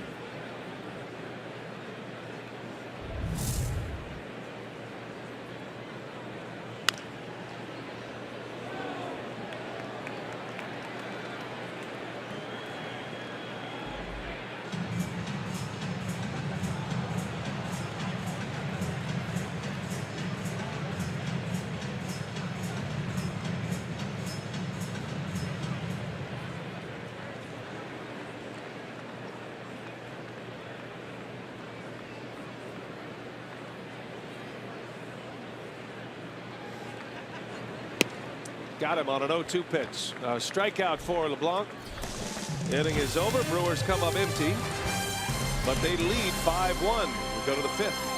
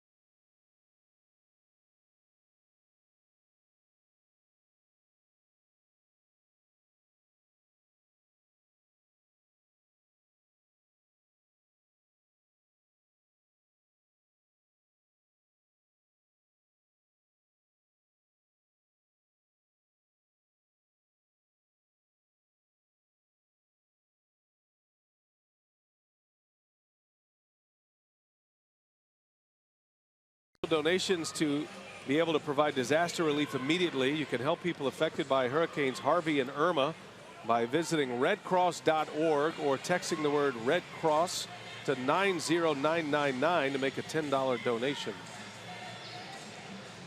All the devastation that has happened over these last few weeks. And the Marlins are going to be unable to host the series this weekend, so they are coming to Miller Park. If you're just dialing our way, Marlins will be here Friday. Brewers will be the visiting team. They will remain in their dugout and in their clubhouse, same clubhouse and dugout.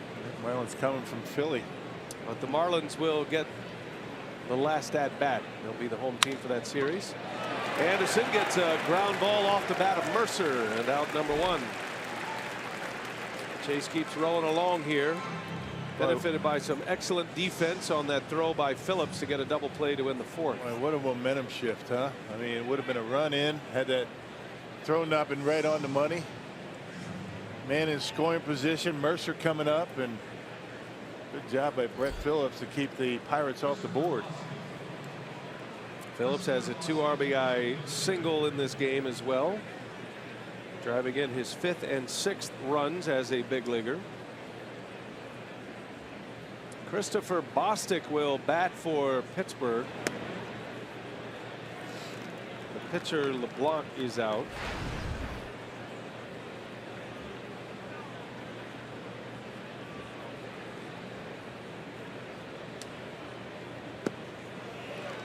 Oh, and 2 the count.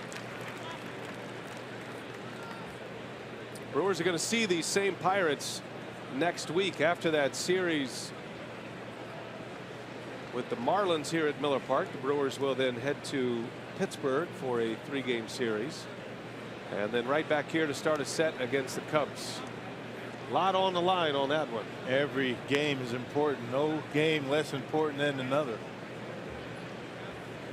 A loss to the Pirates no less meaningful than a loss to the Cubs. Brewers trying to set up their rotation. Wonder how they'll do it. There's a lot of planning by the Brewers staff right now with Jimmy Nelson out and injured. Craig Counsell going with Anderson here on 3 days rest. Chase Anderson was more than ready to take on this responsibility as Bostic bounces to third, and there is the second out. Sophia has more on Chase Anderson and his preparations for this short start. Yeah, you're right. And he was very excited to have this opportunity. He said, you know, it's kind of an honor to have your name called when the team turns to you in this position. He knows what this start and what this game means to this team at this point in this season. And so I asked him what changes he made to his routine. He said Sunday was a typical day just after his start, and it was really Monday that was the biggest day. He said he did not throw a bullpen, just did some light flat ground work, did some long toss as well, did a full body workout. So he said really at this point it was just about keeping the body fresh and not changing things too much. So yesterday was a lighter day for him. Obviously the first time he's going on 3 days rest in his career. Got to rattle that routine around a little bit, right? And Anderson's comfortable doing that. No problem. Some guys don't like it. It's a badge of honor, you know, for Chase. I mean, think about spring training and coming into spring. Chase Anderson had to win a job in the starting rotation, believe it or not. Junior Guerra, Zach Davis, the only 2 that had a spot locked down. But look now, I mean, now the Brewers feel as though, you know, Chase Anderson is their best option to win a game tonight. I mean, that's got to make a guy feel good and motivated.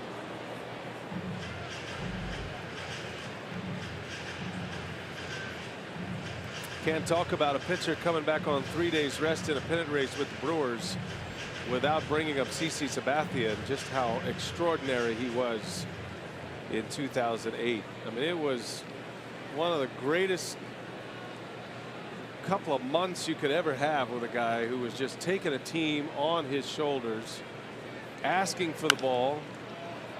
Fly ball into right, over is Perez, running out of room, and it's up in the seats, a foul ball. Now just think about, you know, back in the 60s, even before that, 4-man rotations. I mean, pitchers were doing that routinely. That was something everybody did back then, right? How the game has changed. 5-man rotations, 4 days off, and you think about that Orioles team that had 4 20-game winners. That was a 4-man rotation. Sure.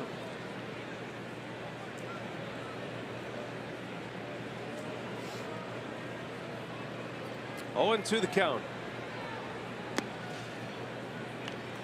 That was back when, you know, pitchers would rack up 300 innings. And then it was newsworthy when a pitcher would come back on 2 days rest, like Sandy Koufax did a few times in the postseason. 2 days rest. Yeah. Throw 150 more pitches. Up the middle, base hit. Turned it around quickly, did Starling Marte, and it's a 2-out single. Hanging curveball that time. Mistake by Chase Anderson. Marte able to hit it hard into center. Second time he's been on. He stole a base last time. This curveball just hangs up around the belt, and Marte takes it right back into center field. Hasn't made many mistakes with that pitch. When you hang a curveball like that to a guy like Marte, you're just glad he didn't hit it out of the ballpark.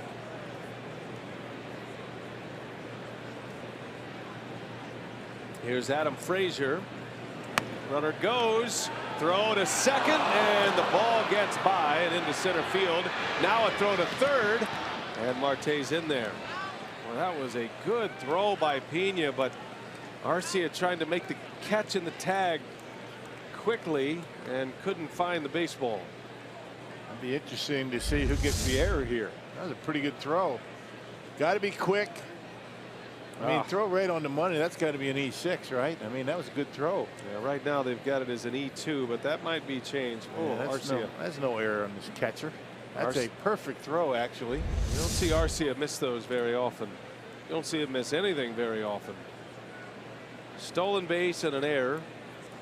I'm going to call it E6 for now. That's going to get changed if they said E2. There's no way. That was a perfect throw. It has been changed officially. Thanks to our replay. So runner at third with 2 outs. So what a gun by Pena, though, to second base, right? Should have been out.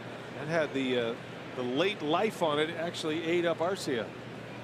Back not that long ago, you're down by 4 runs. You don't be stealing bases. If he gets thrown out, that's a bad base running play. Should have been thrown out. Slicing foul in the seats. 1 ball, 1 strike on Frazier.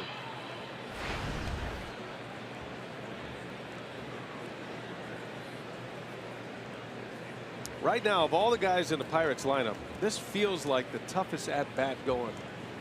The toughest hitter. He doesn't strike out.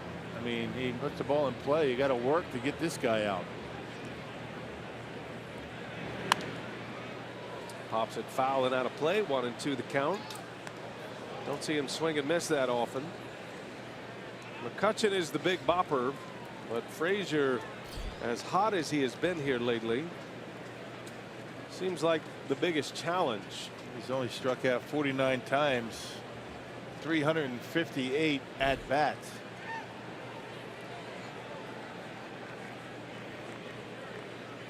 One ball, 2 strikes.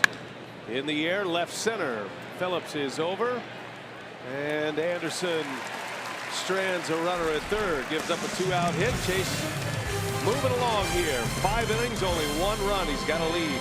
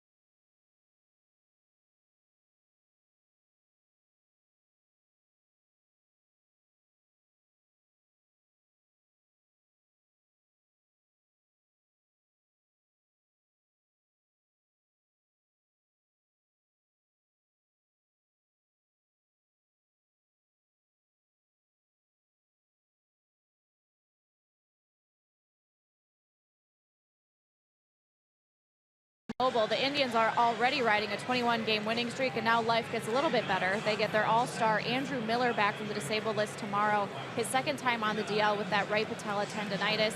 On the season, a 4-3 record and a 1.65 earned run average. So Miller expected to rejoin the Indians tomorrow. And Bryce Harper for the Nationals showing some progress after hyperextending that left knee back on August 12th. Did some jogging today around the warning track. He's starting to do some light baseball activity as well. Swings off the tee, some soft toss as well. So good to see Harper working his way back. 326 average for him and 29 homers on the season. All right, Sophia, thanks. That's going to be a race to the end of the schedule to get Harper back. Where can he get at bats other than the big leagues? The Washington Nationals have clinched the division, so he'll probably just jump right in there in the big league lineup when he's ready. Yeah, I mean, just they probably need maybe 2 or 3 games to get it back, and probably won't play the whole game when he does come back. But they got to have Harper back in the lineup if they're going to, advance in the postseason. I think it's going to be tough for the Nationals without him in there. Angel Sanchez is pitching for the Pirates. A little half swing by Perez makes it 0-2. Third pitcher of the game for Pittsburgh. Glasnow was the starter. Gave up 5 earned runs on 6 walks, 2 2/3 innings. LeBlanc goes an inning and a third with 1 hit, no runs, a couple of Ks. Slow roller out to short. Mercer coming in. Perez runs well, and Mercer can't get it there in time. Safe at first. Hernan Perez with an infield hit. Yeah, legging it out. Another jam shot. Boy, the handles of the bats for both teams have afforded them some hits tonight. He was coming in hard, just not able to get enough on the throw, and Hernan Perez able to beat it. You can see just kind of off balance, not much on the throw, and he's safe at first. Perez with his second hit of the game, been on base all 3 times. Drove in a game-tying run in the first inning. He's a threat to steal, has one already. Manny Pena now.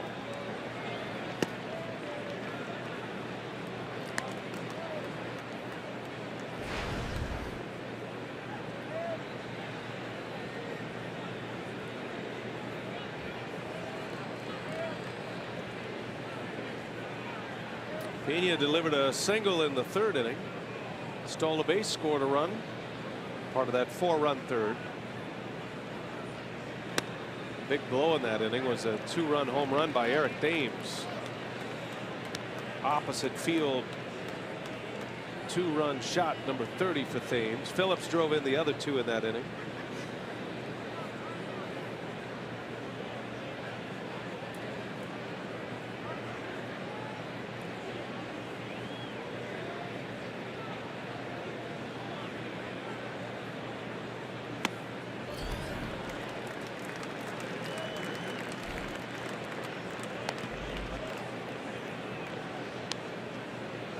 What do you think? Swinging here? 3-0. I'm always in green light mode. Always. Everybody. Right? Everybody. Hack. Pitchers, you name it. See what he does. Nope. He was taken.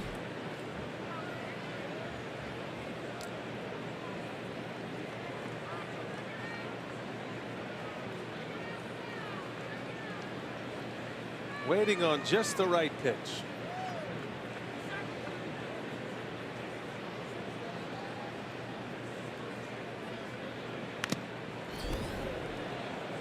Three and 2 now.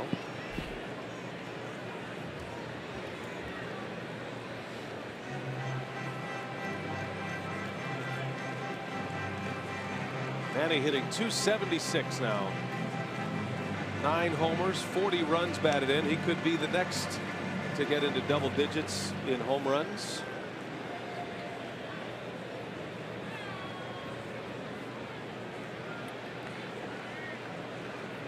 Not catching as much as he was before he hurt that hip flexor. Just about 4 or 5 days. There goes Perez. Pena into left center and is down. Base hit. Gonna go to the wall. Perez all the way around. He'll score. Manny Pena with an RBI double. With Perez on the move, adds to the lead. It's now 6-1 Milwaukee. Boy, hit that one hard. That was a pitch he was waiting for. Pitch down a little bit, out over the plate. Rips it into left center. Well, look at the extension he gets on this pitch, and then he rips it. One hops the wall. For a minute, like Marte was going to get there, just couldn't. And by the time McCutchen picks it up, Pena into second, Perez scores. He's had a great year this year. Yes, he has. That is a big find by the Brewers. Manny Pena was probably the third man on the depth chart when we arrived at spring training in Phoenix this year, and he has fought his way to that everyday role for the Brewers. He and Stephen Vogt a midseason acquisition. Pena catching the majority of the week's games. He's been clutch. Manny Pena. Yeah, he's had some great moments here. Big home runs. So Brett Phillips with a runner at second. Nobody out. Phillips already with a 2 RBI single tonight.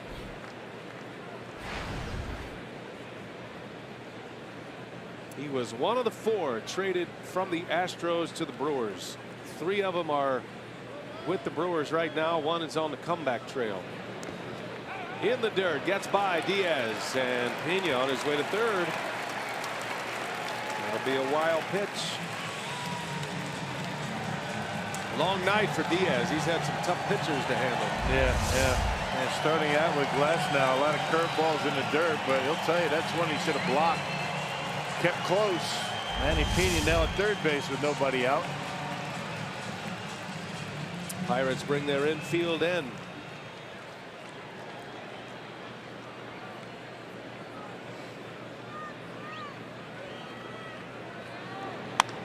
And Phillips into center field, a base hit. He'll drive in another one. An RBI single for Brett Phillips. Third RBI of the game. He makes it 7-1 Brewers. A lot of hits on the handle of the bat tonight for both teams. Yeah, Brett Phillips jammed a couple of times, and 2 base hits, 3 RBIs. This time a changeup. That one right off the end that time. He got jammed the time before, drove in a couple. This one off the end of the bat, and Pena comes across to score run number 7. Well, he's having a great night. 3 runs batted in. He came into this game with only 4 RBIs in his brief window in the big leagues. He's almost matched that here tonight. Now it's Arcia. Nobody out. His offense starting to click along a little bit better. You take away that first game of the series on Monday here. Scoring some runs. Well, think about what it does for the decision-making process for Craig Counsell here with Chase Anderson coming back on 3 days rest. Have a chance to maybe get him out of the game a little earlier than you would normally. Arcia bounces to third. Phillips into second with the out at first.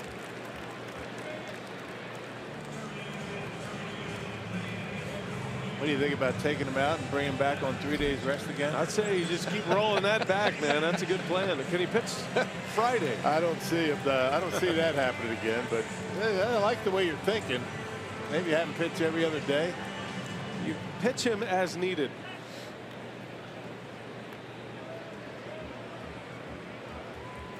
Brewers have been tinkering with their rotation now, trying to figure out the best plan of attack moving forward here. You got Woodruff, you got Davies, you got Chase Anderson. Suter made his start yesterday.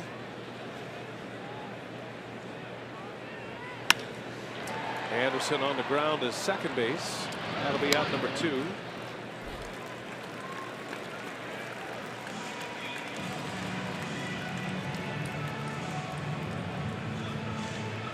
Craig Counsell did announce today that Zach Davies will get the ball Saturday.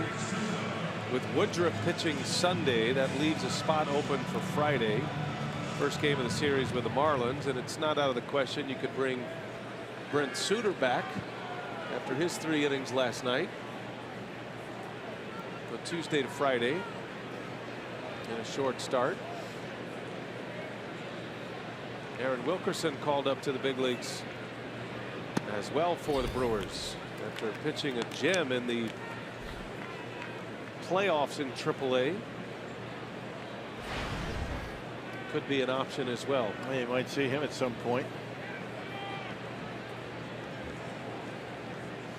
Eric Sogard with a runner at third.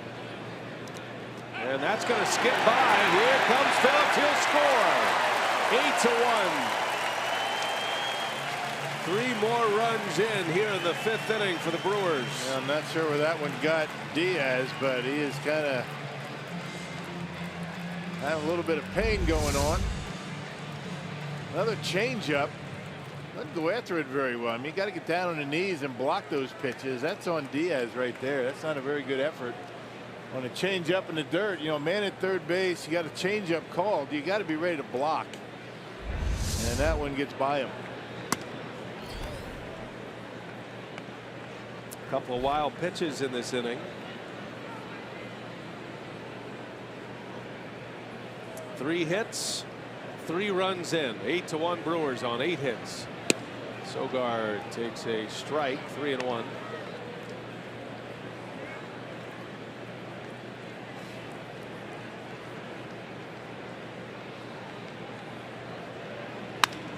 Sogard on a hop out to second base. Frazier will make the play to end the inning.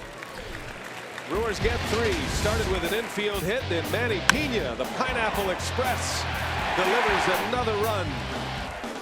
Phillips with an RBI single, and then he comes in on a wild pitch. 8-1 Milwaukee.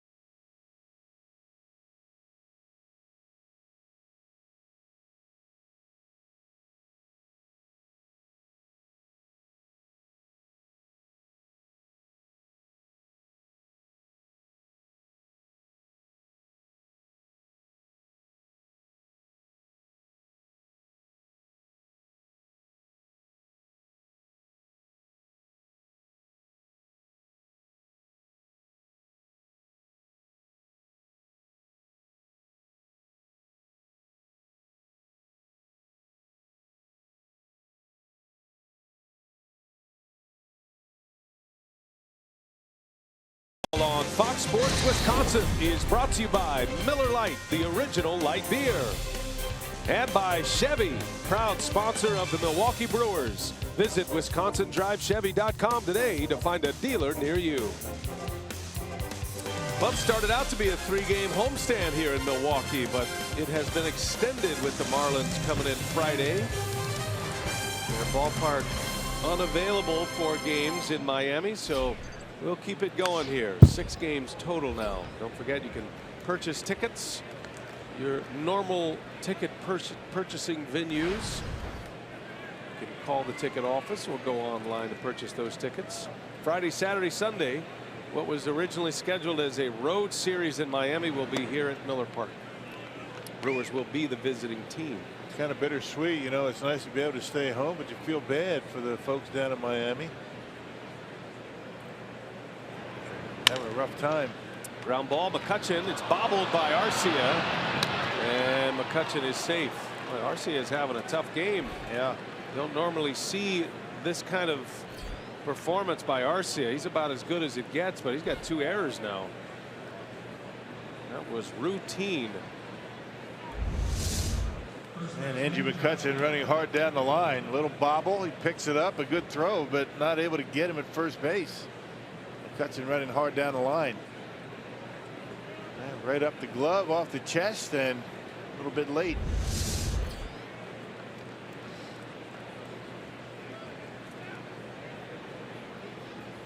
Arcia did not start yesterday's game. He did finish the game defensively, but was not in there as a starter. Josh Bell at the plate.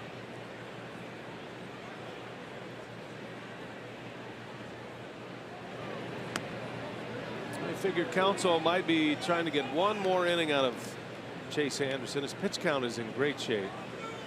Would love to get 6.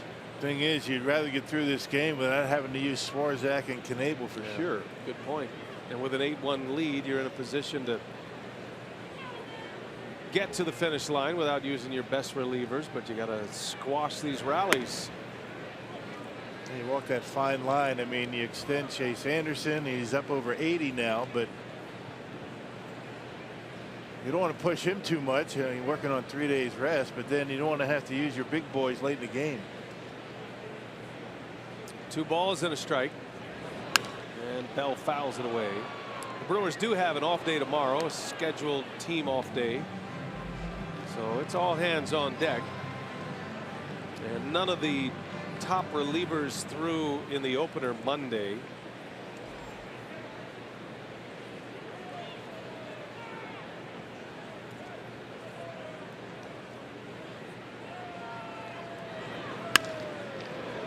But they did throw on Sunday. Right. Yeah, you're always trying to find holes, right, where you can give them a break. Give them a couple of days, and then you got the the Marlins series, then you go to Pittsburgh. And every game meaningful. You got to win them all. That's why the playoffs are such a different animal than the regular season. You have consistent off days in the playoffs. You can manage your bullpen a lot better. You know you're never going to have more than 2 games in a row unless there was a weather scenario and you ended up having to play 3. And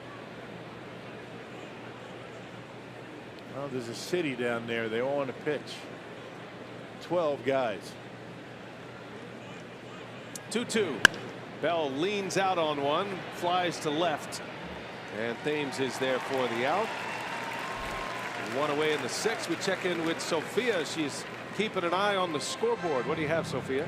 Yeah, scoreboard watching. We have a game break for you. The Cardinals are hosting the Reds at Busch Stadium. And that's Eugenio Suarez in the 5th inning, a grand slam to left off of Ryan Sheriff. That gives the Reds a 6-0 lead. That game currently in the top of the 7th. So it's good news for the Brewers. They're still chasing.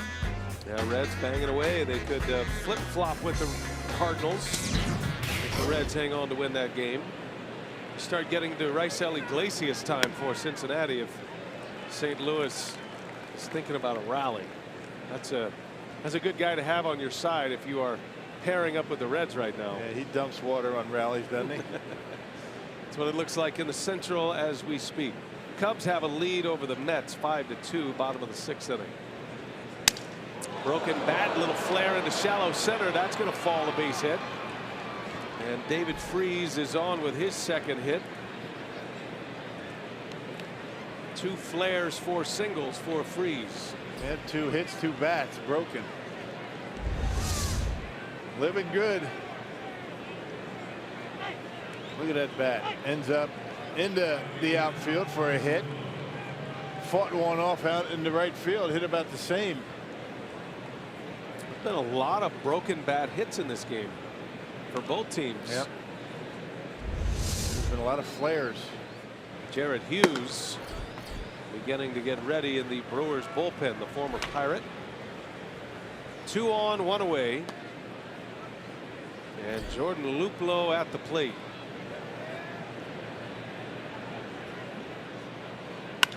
On the ground through, base hit. And the bases are going to be loaded now. Luplow with his second hit. He's had back-to-back 2-hit games. Yep. Anytime you start an inning with an error, nothing good happens. And error, jam shot, base hit, bases are loaded with 1 out. Derek Johnson will take the slow walk to the mound, trying to buy Hughes a little time. Fine pitching coach of the Brewers. Hughes cranking it up quickly.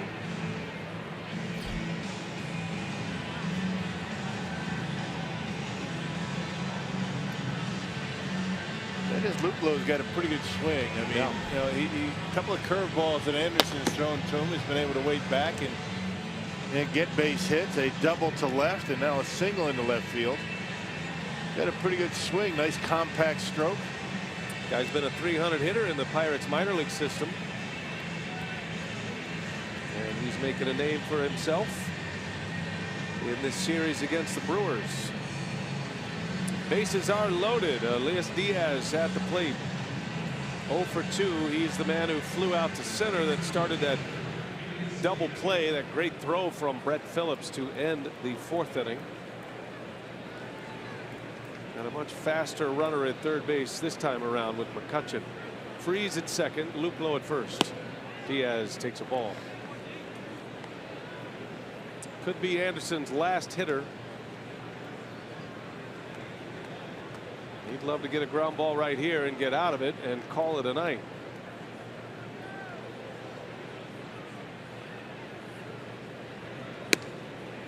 Two and 0.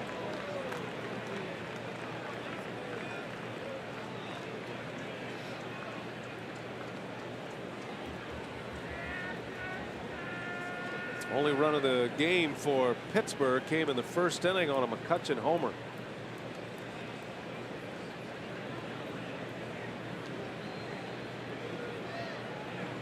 Diaz up the middle. Sogard lays out, trying to go behind the back. Can't do that. A run's going to score. And the bases will stay loaded. That'll be an infield hit and an RBI for Diaz. Great effort by Sogard. Yeah, and another broken bat.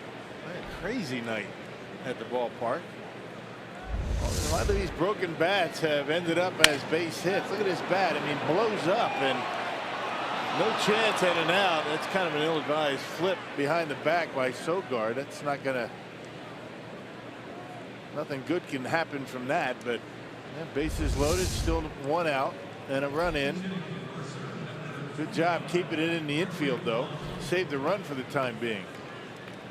Gregory Polanco is going to pinch hit for Mercer, and that's going to mean the end for Chase Anderson. So Counsell in an 8-2 ball game with the bases loaded here, trying to put the blanket on this one. Great effort by Chase Anderson, coming back on 3 days rest, first time in his career. Fans know it. Give him a standing O on his way out.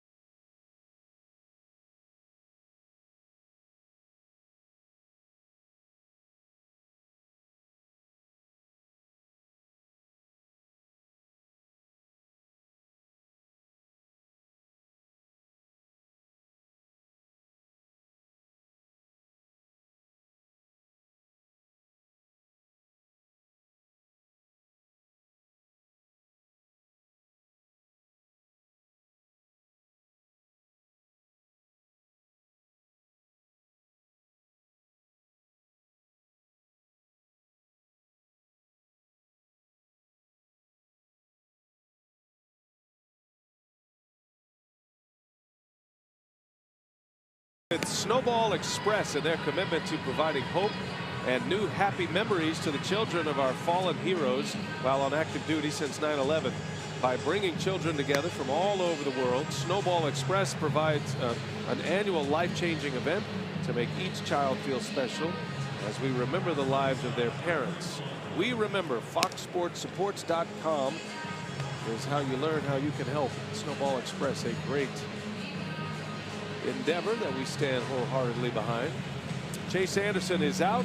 Oliver Drake is in once Polanco was announced. This is the right-handed pitcher that Counsell uses against lefties. Yeah, you can see the splits. I mean, against lefties, 239 opponent batting average. Right-handed is about 350. Incredible splits that you don't see a whole lot from a right-handed pitcher. Yeah, Drake pitched last night. Polanco normally a starter. He is in there pinch hitting, and Drake misses ball one. 8-2 now. Bases loaded, one out. And a chance for the Pirates to get right back in this game.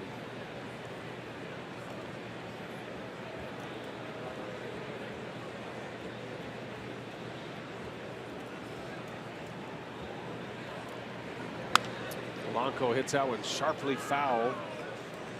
1-1 strike to count. Surprised they're hitting for Mercer here A little bit. I mean, that's something you don't see from the Pirates too much. I mean, let this guy hit. They figured Mercer. I mean, Mercer's he's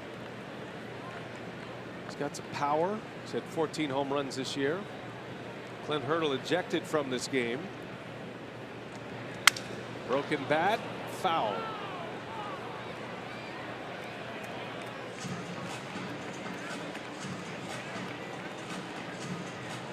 One and two the count.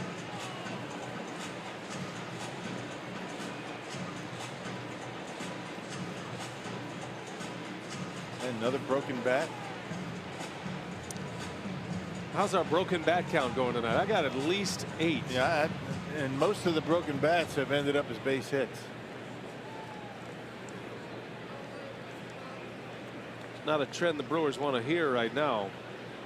Freeze over third. He's had a broken bat hit, a couple of them tonight. Luplow, then Diaz. With the bases loaded, one away. The 1-2 pitch in the air to right field. Perez makes the catch. Freeze is going to tag. The throw comes home. Now they got him. Throw to second. Pena. Ill-advised throw. Everybody retreats back to the bases.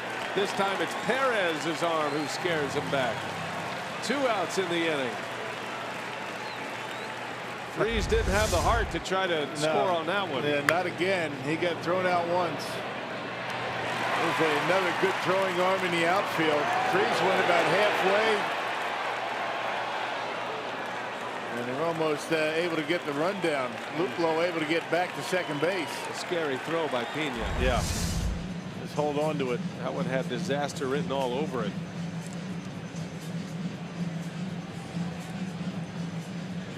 That's what Polanco gets for hitting the ball hard. That's what he does. He should have had a broken bat. He'd have had a hit there. Dunk went into the outfield. It's kind of the way it's going tonight. Max Moroff will hit for the Pirates. So Pittsburgh sending up a left-handed bat. Playing into the hands of Oliver Drake. Drake's got a sneaky fastball as well. He throws that splitter most of the time, but he's got a fastball at 93, 94 miles an hour. Yeah, likes to ride it up in his zone when he gets ahead in the count. Well, this would be huge if Drake can get out of this mess. 1 run is in, bases loaded.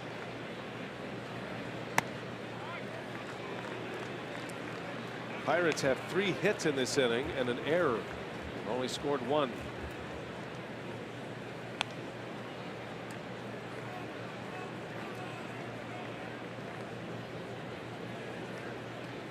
Pretty much straight away are the Brewers, for Moroff.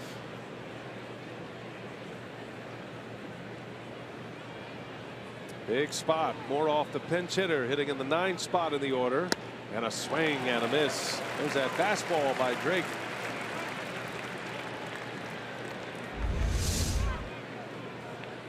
Fastball, little in off the plate. Moroff comes up empty. Back in the count now, 2-1. Did Drake a favor swinging at ball 3.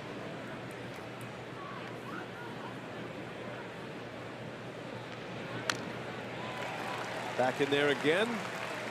2-2 on Moroff.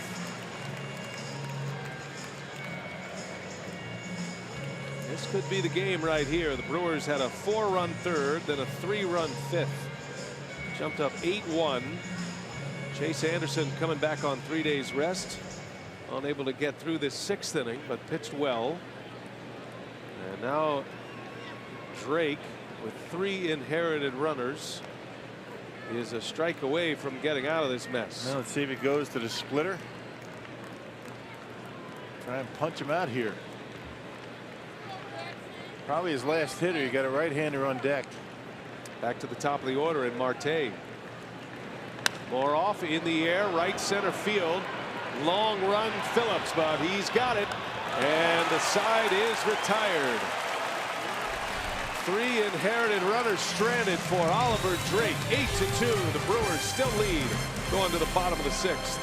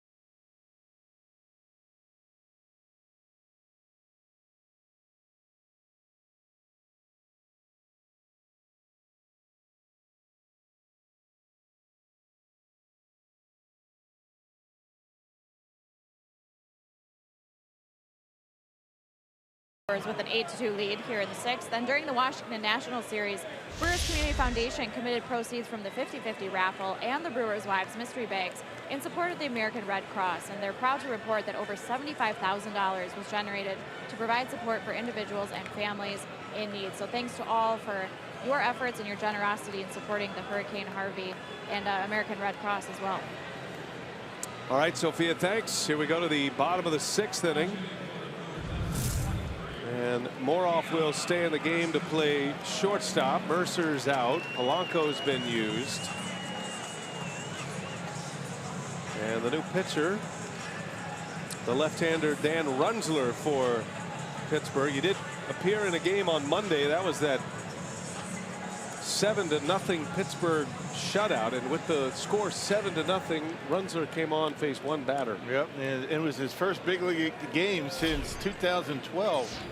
When he was pitching with the Giants. So that's a big gap between major league appearances, 2012 to 2017.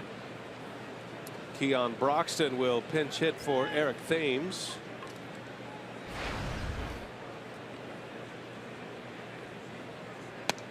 And the former Pirate Broxton takes a ball. 2-0 the count. Tighten up the defense. You put you get Broxton in center field, and you move Phillips over to left, or even Perez. Broxton in the air to right. That ball's hit well. That is going to be over the head and off the wall. Keon into second base with a double. Oh, he's out.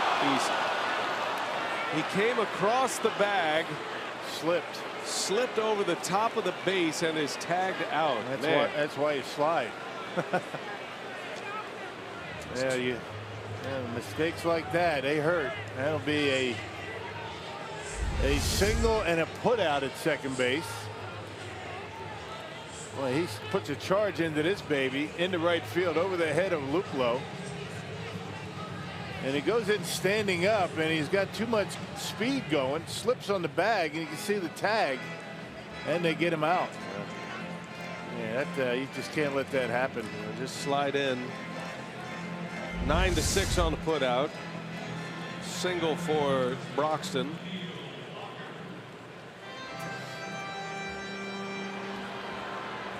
One away in the inning. Here's Neil Walker. Hey, with those cleats on, I mean, you catch it right at the top of the base. It's very slick. You either slide or you try and get the bag with the side. That's how Bryce Harper hurt his knee, coming across the base like that. Slid across the top of the base. Yep, right across. Yep, Man. off the bag, and they apply the tag. He's out.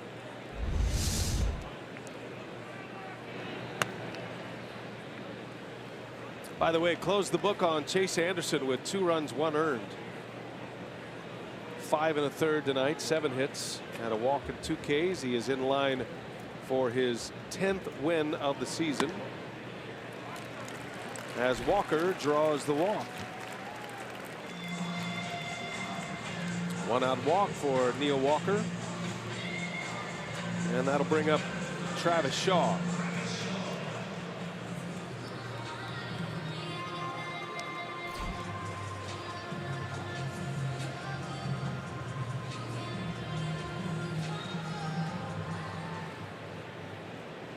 Travis is 0 for 2 with a walk tonight. In the air, right center, over to make the play to Luplow for the out. 2 gone. Hey, tonight's time of the game winner, Tippy's Bar and Grill in Two Rivers. If they call the Brewers by 8 o'clock tomorrow morning, Tippy's gets 40 tickets to an April or May 2018 Brewers home game. This offer courtesy of the Tavern League of Wisconsin and Miller Lite. You know where Two Rivers is, don't you? Manitowoc County. Right on Lake Michigan. It's right where the Allegheny and the Ohio come together, right? No, that's Three Rivers. Pittsburgh. What are the Two Rivers, Rock? I'm just happy I got through the promo without having any problems. You go ahead and talk about the Two Rivers. Any more scolding? The Three Rivers. I think you've done a great job on the promos tonight. Maybe the best ever. Best night ever. I think you know, that last one was solid. I actually got a thumbs up from LePay. So.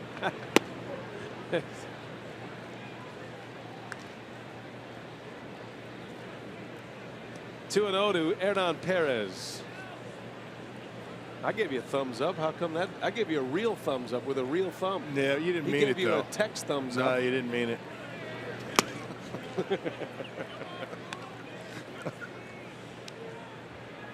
Sometimes the you know, the promos could be the most challenging part of the night.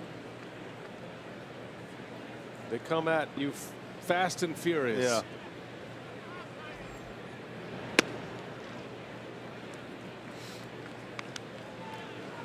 Speaking of promos, the general manager of Fox Sports Wisconsin, Mike Diamond, is here tonight, and coordinating producer Trevor Fleck. Want to say hello to them. So what you're saying is not a good night to be messing up promos?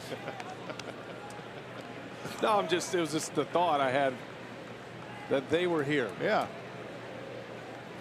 Talk to them before the game. Full count to Perez, and he got him. A strikeout to end the inning. 8-2 Brewers. We're on our way to the 7th. Brewers trying to win this series against Pittsburgh.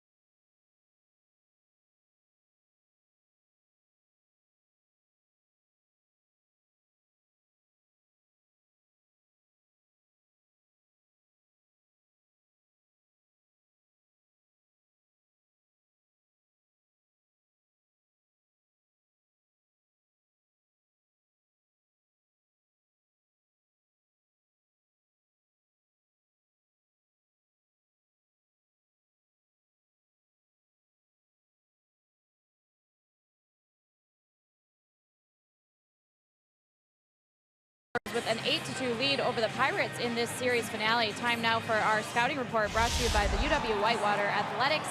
Here are the players heading to the Arizona Fall League that'll be starting action on October 10th in Scottsdale. Adrian Hauser, John Perrin, Torres Costa, Lucas Erceg, Nate Grieb, Monte Harrison, Corey Ray, and Jake Gatewood. We talked about these guys so often during the course of the minor league season. A number of them were promoted during the season, and now they'll be heading to the Arizona Fall League. So then that will be starting October 10th.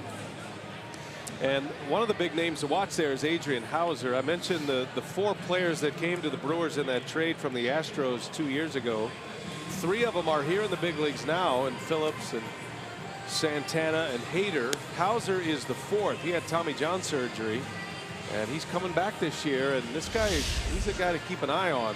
Yeah. He came back this year. He was pitching well. He pitched in a game at Single A and showed good stuff there.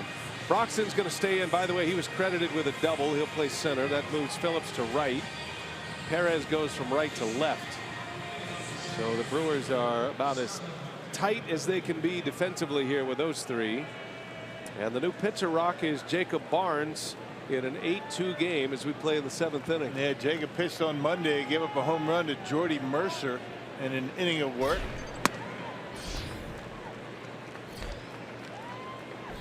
Yeah, Broxton actually gets a double and is put out over, going past the bag. Over running second base. He achieved second base before he was out.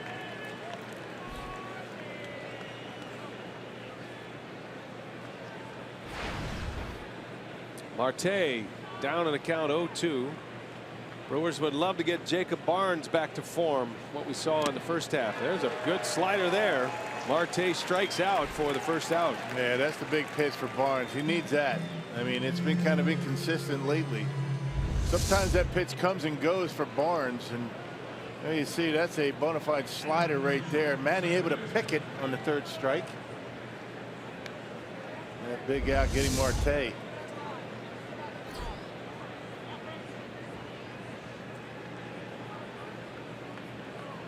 Here's Frazier now.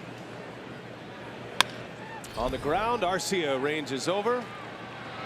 And there's out number 2. 2 up, 2 down for Barnes. By the way, you can join Fox Sports Wisconsin for the Greater Milwaukee Heart and Stroke Walk and 5K run benefiting the American Heart Association. It'll be on Sunday, September 17th at Veterans Park on Milwaukee's lakefront. For additional details, visit foxsportswisconsin.com/events.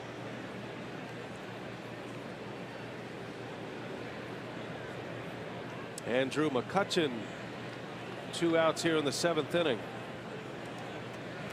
I have multiple entries on Twitter on the 2 rivers that make up 2 rivers. The East Twin and the West Twin. The East Twin River and the West Twin River.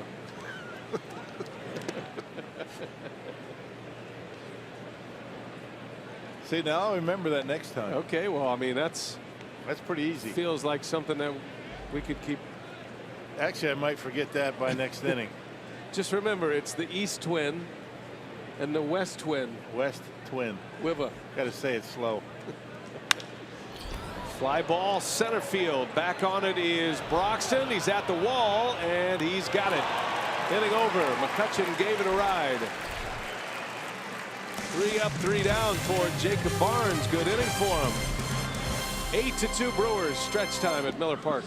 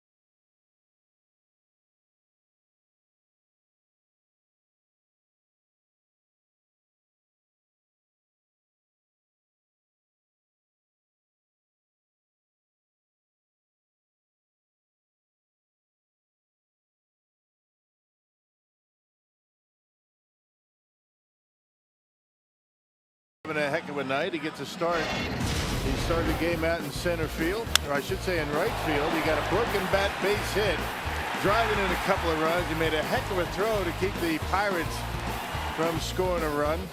I mean, check this out. I mean, look at this throw. A bullet actually was out in center field to start the game. Two-hopper into home plate. Manny Pena applies the tag. He's fired up, and then another base hit for driving a run. So Brett Phillips, who got sent down, went down to the minor leagues, but is continuing to swing a hot bat and is helping the Brewers here tonight.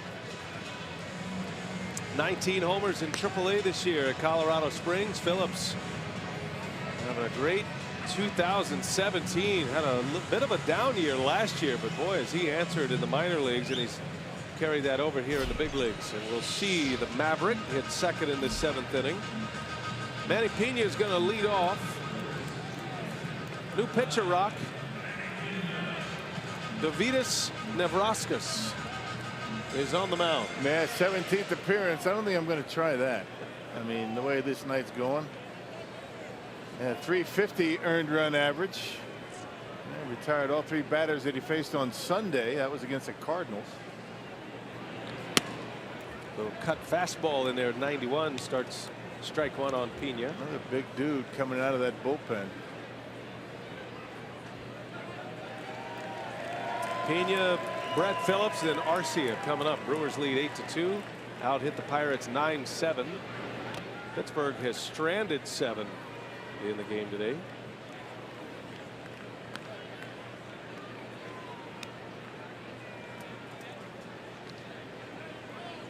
Davidus Nevrauskas from Lithuania.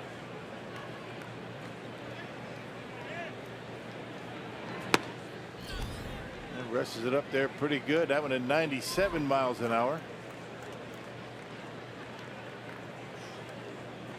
Nevrauskas, a history maker.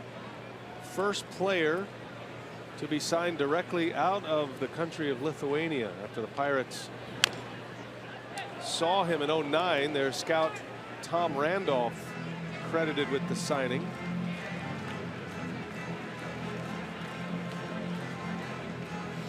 The only other Lithuanian-born player to reach the major leagues was a guy that played for the Philadelphia A's, the Connie Mack Philadelphia A's in the 30s, Joe Zapustas.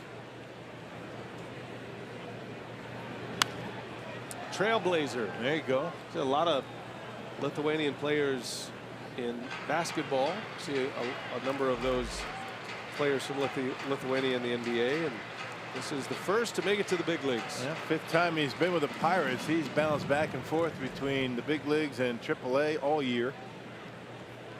Got a good arm. He's been at it since the 2010 season. I mean, you talk about a work in progress almost from scratch, but Major League Baseball expanding their international reach, setting up camps and coaching clinics across Europe. Nevrauskas attended one in Italy prior to being signed. There's a grounder out to short. Moroff will make the play. Pena is retired. He's 2 for 4 tonight. Yeah, these days it doesn't matter where you live. If you can, hit or you can throw the baseball, you can pitch, they're going to find you. And you get big time points in Scrabble. 15 of them for your first name, by the way. 18 for the last name. If you're wondering on the Scrabble points using a name. You big Scrabble player? No. That came from Dave in the truck. Apparently he is. When he's not watching curling, he's scrabbling. Are they playing Scrabble now? I mean, do you have the board memorized? I think Dave might. He's a father of 2 now. He's got a lot of sleepless nights. Of course, he probably just went on Google.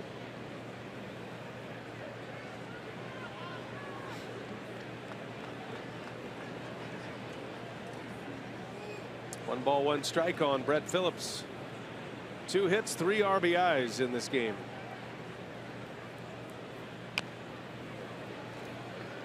He made a key throw, gunning down David Freese at the plate back in the 4th. That was a big moment in the game. It was 5-1 at the time. Pirates had runners at 2nd and 3rd and 1 out. Diaz flew out to center field, and Phillips with a perfect throw to the plate to get Freese, and it ended the inning. These are the kind of contributions the Brewers need the rest of the way. Everybody, no matter who it is, doing something to help the team win, and certainly he's been able to do that tonight. 2-2 the count. Phillips fouls it away.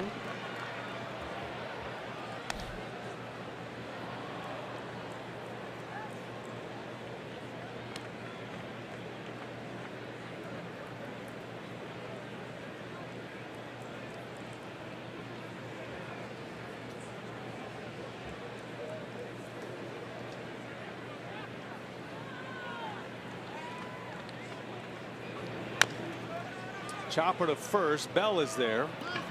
That'll be the 2nd out. Don't forget, Marlins are coming here.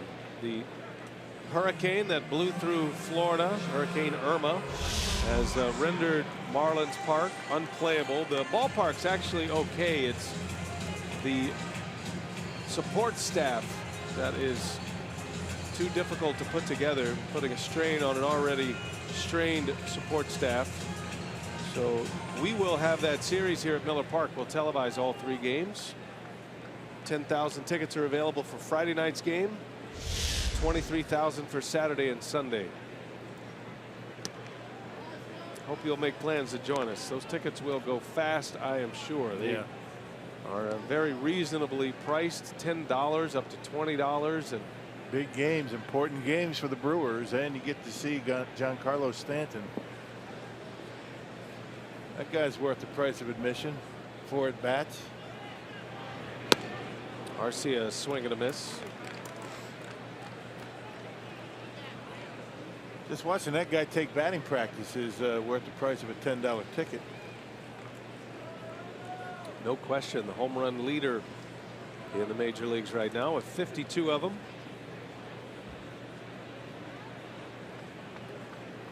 Oh, 0-2 to Arcia. Nevrauskas misses. 1 ball, 2 strikes.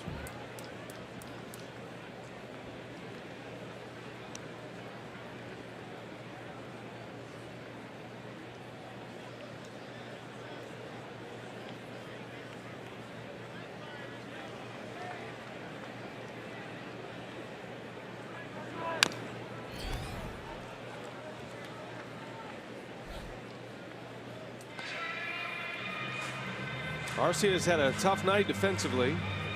2 errors. He's 0 for 2 with a walk tonight. Arcia has only had 2 games this year with 2 errors in a game. Had one back on April 24th. He's been about as good as you could ask for as a shortstop. Now he dumps one into right field, a base hit. And Arcia, big turn at first base. And just a beautiful piece of hitting right there. A 2-strike approach. That's a slider, and he goes down and gets it. Just kind of serves it out there in the right field. Concentrating on getting on top of that baseball and lining it into right. Thing of beauty right there.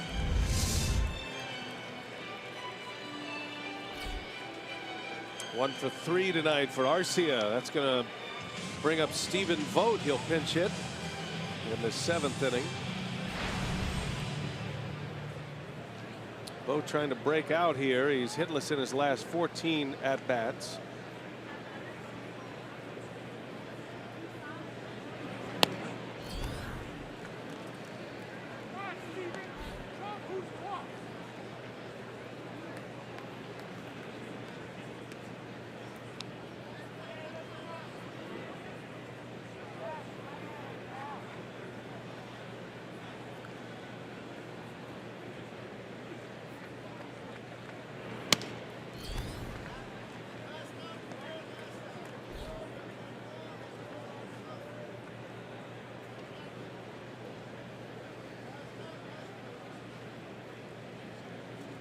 Nevrauskas with the first 2 out on the ground. Arcia with the single. He's got Vogt 1-1. And Vogt pulls it foul. 1-2 the count. Brewers will take tomorrow off. Cardinals and the Cubs both play tomorrow. Cubs will have the final game of their series against the Mets. And the Cardinals will host the Reds tomorrow.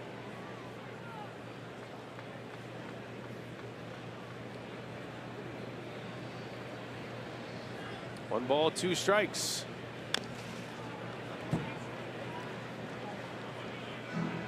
Cincinnati shut out the Cardinals tonight. 6-zip. It's in the books. As Marty Brenneman, the Hall of Fame announcer, would say, this one belongs to the Reds. And the Brewers, if they hang on here, will leapfrog St. Louis back into second place.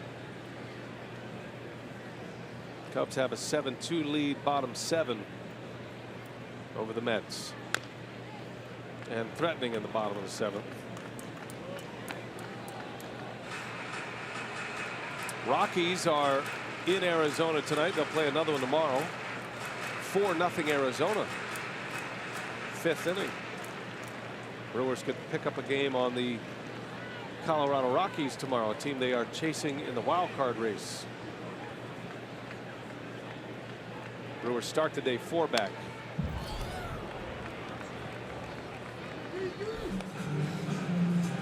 Rockies have won 6 straight. Took the first 2 from Arizona after they swept the Dodgers in a 4-game series. A team that got hot. Now they're hoping they cool off a little bit. Talking about a pivotal 8-game road trip for Colorado. They're 6-0 on that road trip. Yeah, no kidding, huh?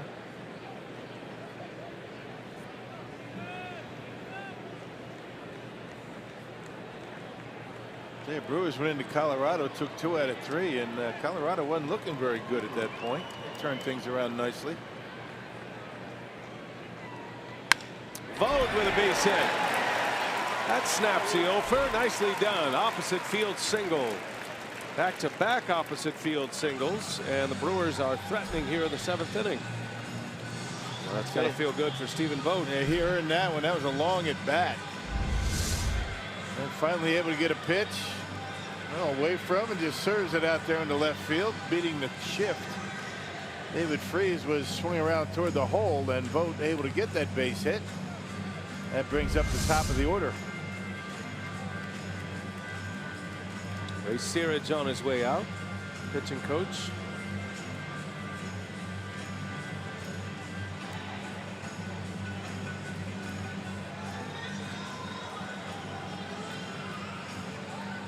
Got the first outs pretty easily. I mean, kind of easy outs, but yeah, since that time it's been tough. 2-line drives. Arcia now Vogt, top of the order. Never have enough. Couple of ground ball outs. So top of the order now. Here's Sogard. 2 on, 2 gone. Sogard's had a great night. Been on base 3 times. Scored once. Has a hit. 2 walks. Got that uniform all dirty, as is normally the case. Saved a run laying out for a ground ball.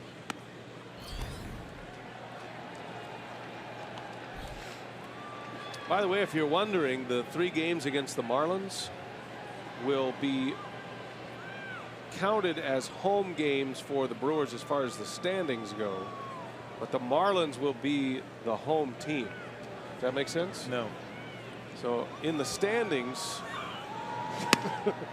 Are you going to explain it to me by saying the same thing? I'm going to say exactly the same thing. See, that doesn't work.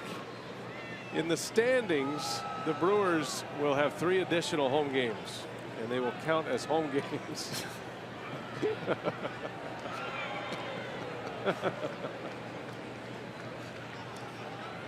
Oh, now I get it. Oh, okay, good. I knew it'd take a minute. Okay, just yeah, like I get it now. Set in. Yeah. quick dissolve. Okay.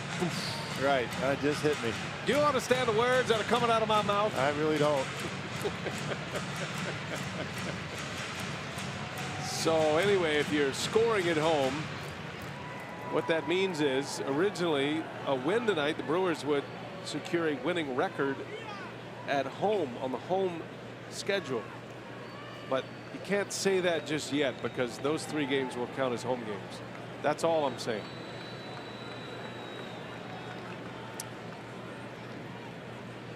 A caveat on the superlative. Fly ball slicing. Long run for Marte. And he's got it to end the inning. 8-2. The Brewers have a lead. Head to the 8th.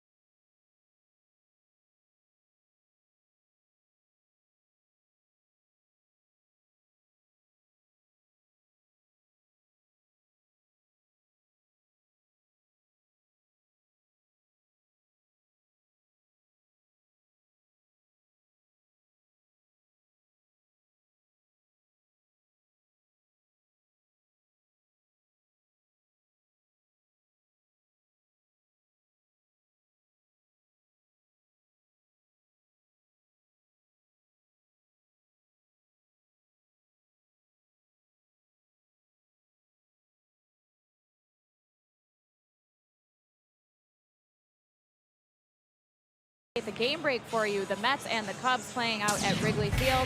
And in the 7th, it was Javi Baez with this home run off of Chasen Bradford, a solo shot to left center field. That would give the Cubs a 7-2 lead in the 7th. They currently lead it 10-2 in the 8th at Wrigley. Cubs rolling once again. Thank you, Sophia. Mets got to come up with a big one tomorrow if you're on the Brewers side of the fence. Most of you are. See if they can salvage one in that series. Wei Chung Wong. We've gone from Lithuania to Taiwan. And Wong will pitch for the Brewers. See, baseball is an international affair, is it not? No kidding, right? He got called up on September 1st. He was a September call-up. 47 games down in Colorado Springs. A 6-2 record. And a 205 earned run average. We saw Wong back in Cincinnati. That was back on September 5th. Gave up a home run to Scooter Gennett. Wong, a former Pirate minor leaguer. The Brewers snatched him up in the Rule 5 draft from Pittsburgh.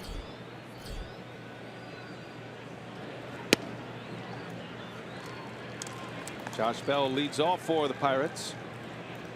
Bell's got a record in front of him. He is a rookie and he is a switch hitter. And with his 24 home runs this year, he's 3 home runs away from the major league record for switch hitting rookies for home runs in a season. All right. Eddie Murray hit 27 home runs in 1977.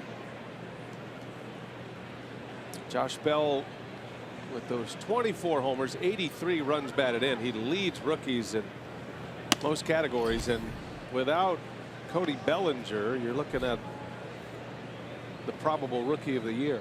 Yeah, 24 homers, 83 RBIs.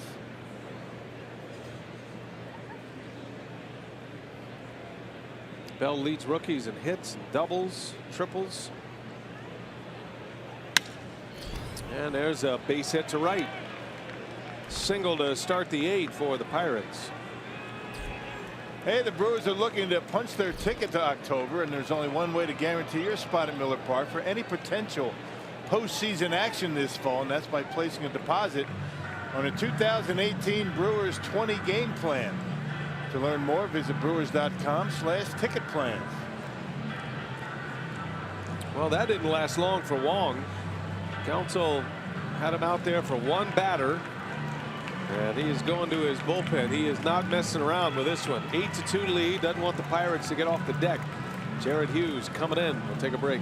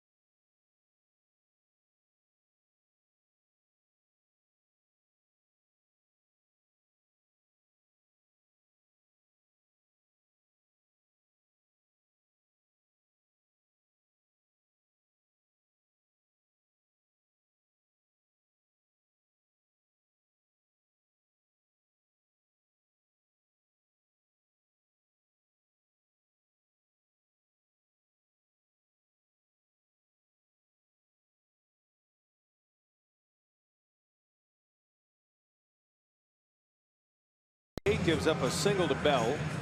It'll be Jared Hughes now to face David Freese. And pitched last night against these Pirates. Retired the only two batters that he faced. That was in the 6th inning last night. 60th appearance for Hughes facing his old team. He's got that 342 earned run average. Looking for a ground ball here. Lead man on. Freese at the plate, and that hit him. Not a good start to this inning. Hughes hits the first batter he faces. Now 2 men are on with nobody out.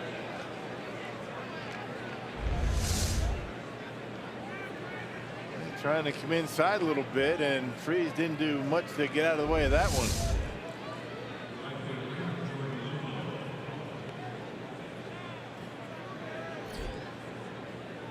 So Hughes will face Luplow now. 2 for 3 in this game. Has a double as well. On the ground to short. Arcia to Sogard. Double play. That's what he was looking for. There you go. 6-4-3 double play. 2 outs with 1 swing of the bat. And the old equalizer right there. That's what he does. He does that best. Gets those ground ball outs. That heavy sinker. That's about as routine as it gets. 6-4-3. Not even close at first base.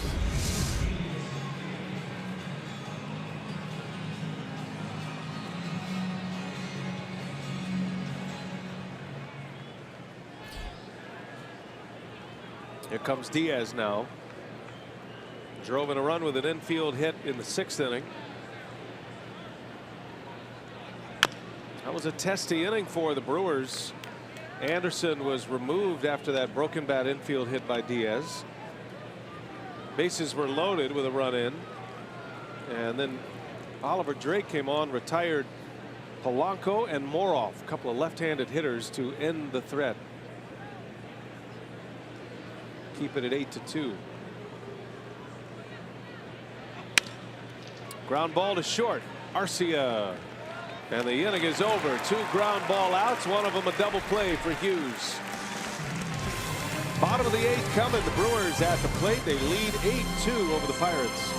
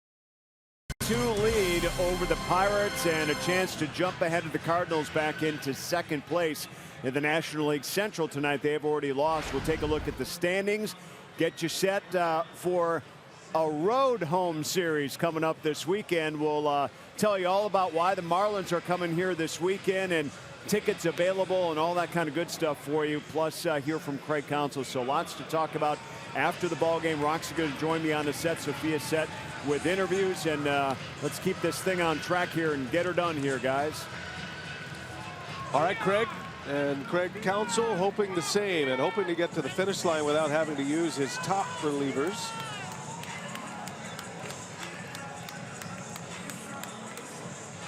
Keon Broxton will lead off for the Brewers. Pirates have made a couple of changes. New left fielder is Sean Rodriguez.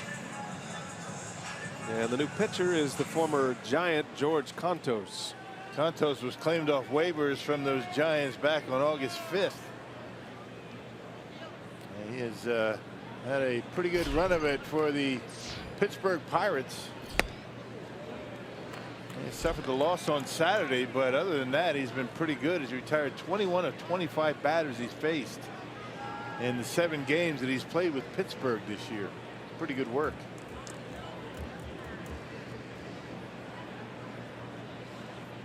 Broxton's second at bat of the game. Had a double in the 6th, but as he hit the bag at second base, he slipped off the bag and was tagged out.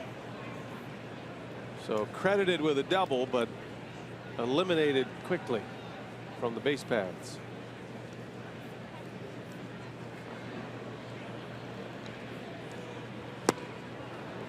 One and 2 the count on Keon. Pirates will have the bottom of their order coming up in the 9th inning. Be interesting to see where Counsell goes. He's got Hughes in the game, but his spot is. He's got Torres loosing in a pen. I haven't seen Carlos in a while. No. There's a called strike 3. Contos strikes out Broxton. There's Torres. Well, he last pitched on Saturday against the Cubs. Last time we saw Torres, that 15-2 win. He only pitches in Chase Anderson starts, I guess. Anderson got 15 runs of support in Chicago. He gets 8 tonight. Coming back on 3 days rest, and the Brewers at this point making it easy on their manager. Well, if he can get to the finish line tonight without having to use Hader and Swarzak, Knebel, that'll be a big lift. Walker rifles one into the gap right center. That's going to go to the fence. And Neil Walker is in with a double. Yeah, his first hit. Walked a couple of times, scored a run. A ringing double in the gap in right center. Double number 19 for Walker. Boy, Darnell Cole's been waiting for this offense to break out for a while now. Other than that game against the Cubs on Saturday. 12 hits now for the crew. That's got to feel good for the Brewers hitting coach. He's had some sleepless nights. Not tonight, though. Darnell Coles. Only batter among the regulars in the Brewers lineup without a hit is Travis Shaw. He steps in now with a chance to change that.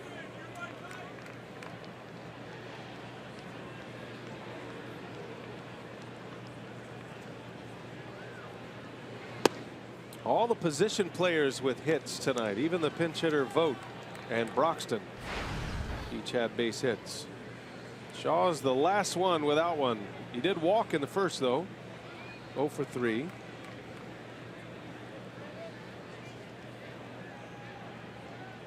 Eight runs on 12 hits. Brewers have left 8. Pirates have stranded 8 as well.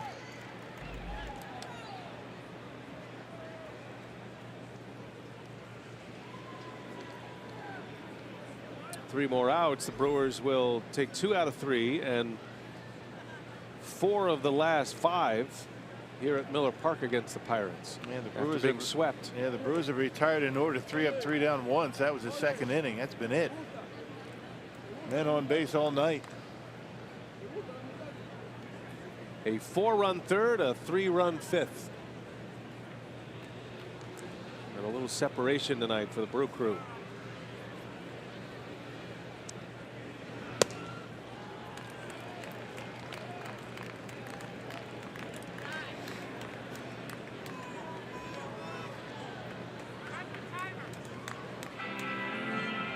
Tyler Glasnow, the Pirates starter, 5 earned runs in 2 2/3 innings. Has been a runner reliever since.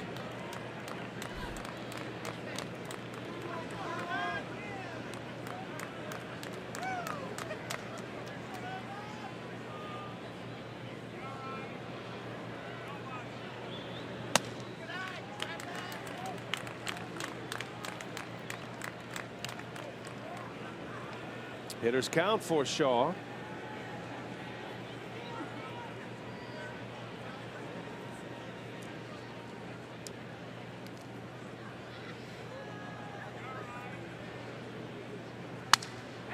Broke his bat. Little flare into shallow center field, and Moroff makes a catch for out number 2. Miller Lite, what's on tap? After an off day tomorrow, we are here at Miller Park Friday. Schedule says a 3-game series in Miami that has been moved to Miller Park. Friday, Saturday, Sunday. Again, 10,000 tickets will be released for Friday night's game. 23,000 for Saturday and Sunday. Hope you'll make plans to join us. It's going to be good to get a series in, and Marlins players can get out of Miami. Don't know if the families will be on that trip. I know a lot of teams who have been dealing with hurricane issues have done that, allowed their players to bring their families on the plane and get them out of. Yeah, reports are that families have been welcome on the trip, and I would imagine you're going to see them here in Milwaukee. It's going to be a long trip for the Marlins. They're in Philly right now. Yeah, Philly, and come to Milwaukee. The Brewers will end up back in Pittsburgh after the 3-game series against the Marlins here. Perez, a swing and a miss. 0-2 the count.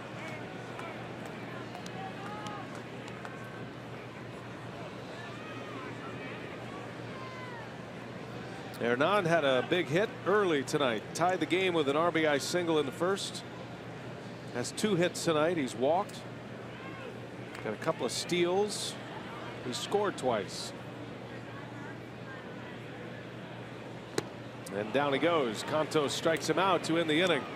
Last call for the Pirates. Brewers have an 8-2 lead. We head to the 9th inning at Miller Park.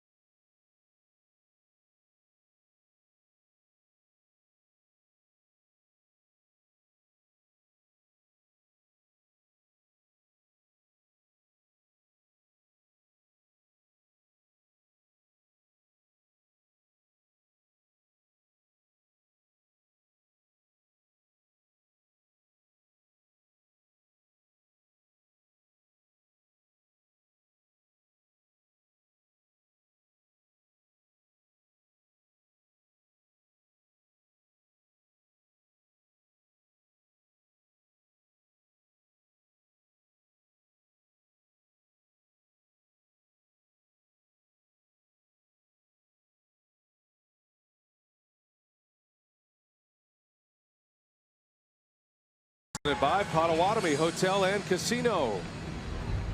Roof is open. A beautiful Wednesday night, and the Brewers trying to cap off a series win against the Pirates. 8-2 the score. Chase Anderson in line for the win. Coming back on 3 days rest. Anderson giving up 2 runs, 1 earned in 5 1/3. Carlos Torres will be on the mound to try to finish it off tonight for the Brewers. Last pitched in a Chase Anderson start on Saturday against the Cubs. 61st appearance of the year for Torres. And he'll have Sean Rodriguez started for the Pirates. Rodriguez, then more often than back to the top of the order, and Marte, the scheduled hitters.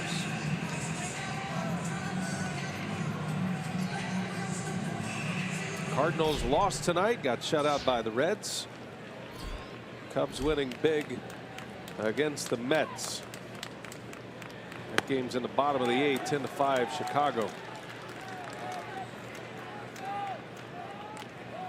Brewers will see the Pirates 3 more times.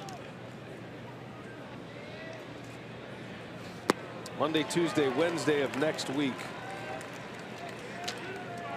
Brewers will go to 7-9 with a win tonight on the season matchup with Pittsburgh.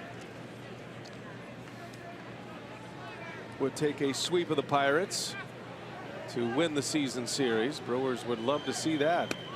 Swing and a miss. Rodriguez strikes out, and Torres makes quick work of Sean Rodriguez. Threw a couple of curveballs in the mix. There's that cut fastball to get strike 3. Torres pitched a scoreless inning in that big game, that Saturday game against the Cubs.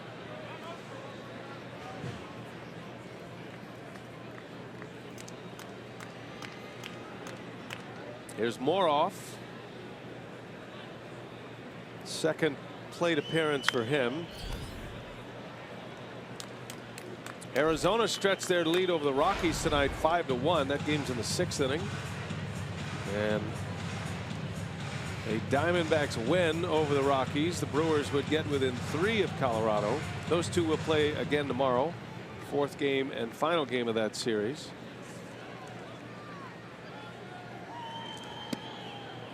There's a strike. Backdoored him. 0-2 the count. Nothing but strikes for Torres so far.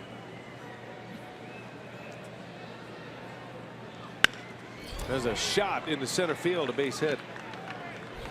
Clean single to center, and a man on with 1 out.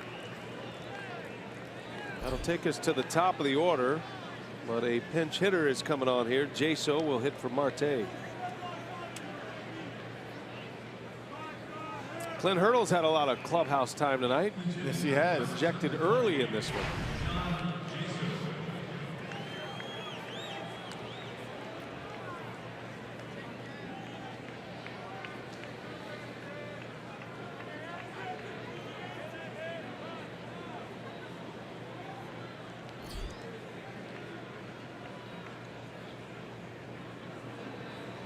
Jaso's been Hurdle's go-to pinch hitter this season. Breaks his bat. Fly ball into center field. Broxton's got a long way to go, and he'll run it down for the 2nd out. And the Brewers are 1 out away. Big off day tomorrow for you, partner? Just kind of relax a little bit. How about yourself? Breaking the grill out, are you? Oh yeah, it's always out. Even lunchtime it's out. Good to get an off day of this wild stretch. You teeing them up. Be ready. Got to. Supposed to be good weather. We'll enjoy the off day, as will we. And then we're back at it here on Fox Sports Wisconsin on Friday night. 6:30 airtime Friday night. 7:05 first pitch. Go an hour earlier on Saturday, and then a 1 o'clock start. 12:30 airtime on Sunday.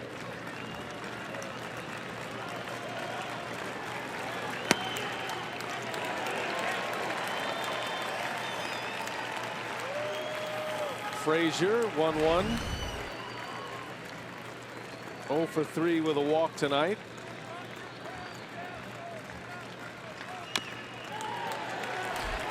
Well, the Brewers starting pitchers. Chase Anderson's going to go to 10-3 with a win tonight. Jimmy Nelson out for the rest of the season, but finishes at 12-6. Zach Davies still rolling along at 17-8. 3 double-digit winners in the starting rotation. And Chase Anderson missed 7 weeks of the season.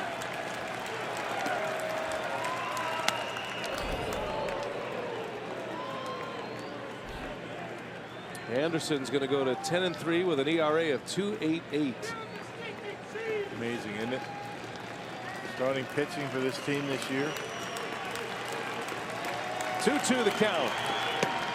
3-2 it goes.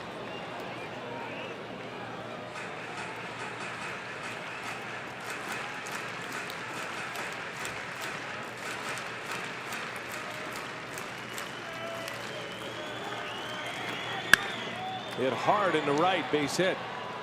Pirates stay alive at the plate. Frazier with a single. First and third now with 2 away. And that'll bring up McCutchen. Well, got to get 27 outs. I mean, these guys never give up at bats. Frazier with a bullet into right.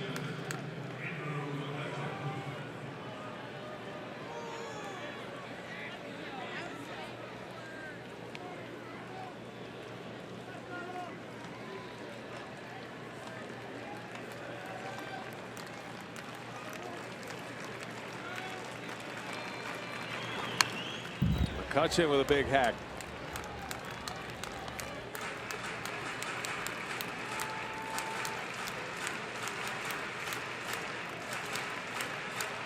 McCutchen homered in the first inning, put the Pirates on the board first. First pitch he saw from Chase Anderson today. Anderson would give up 2 runs, 1 of them earned. It was an error in the 6th inning that led to a run.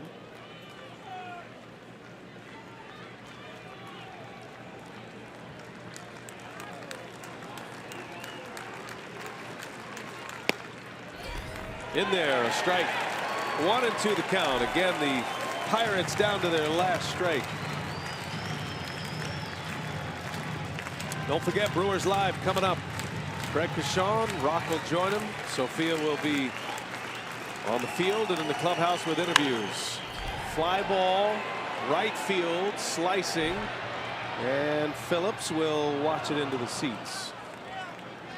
Count remains at a ball and 2 strikes. Brett Phillips shines in the spotlight tonight, you would have to think. Yeah. 3 runs batted in, 2 hits.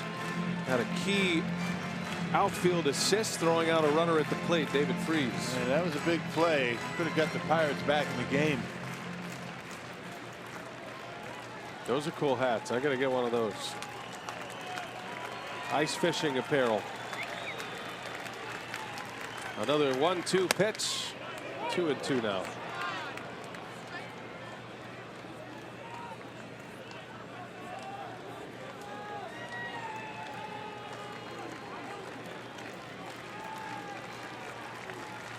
Pirates are headed to Cincinnati. They'll have tomorrow off as well. Rolling to third base, and McCutchen fell down at the plate. Shaw has plenty of time. That's the ball game. The Brewers win. They beat the Pirates 8-2 and win the series after getting shut out in the opener.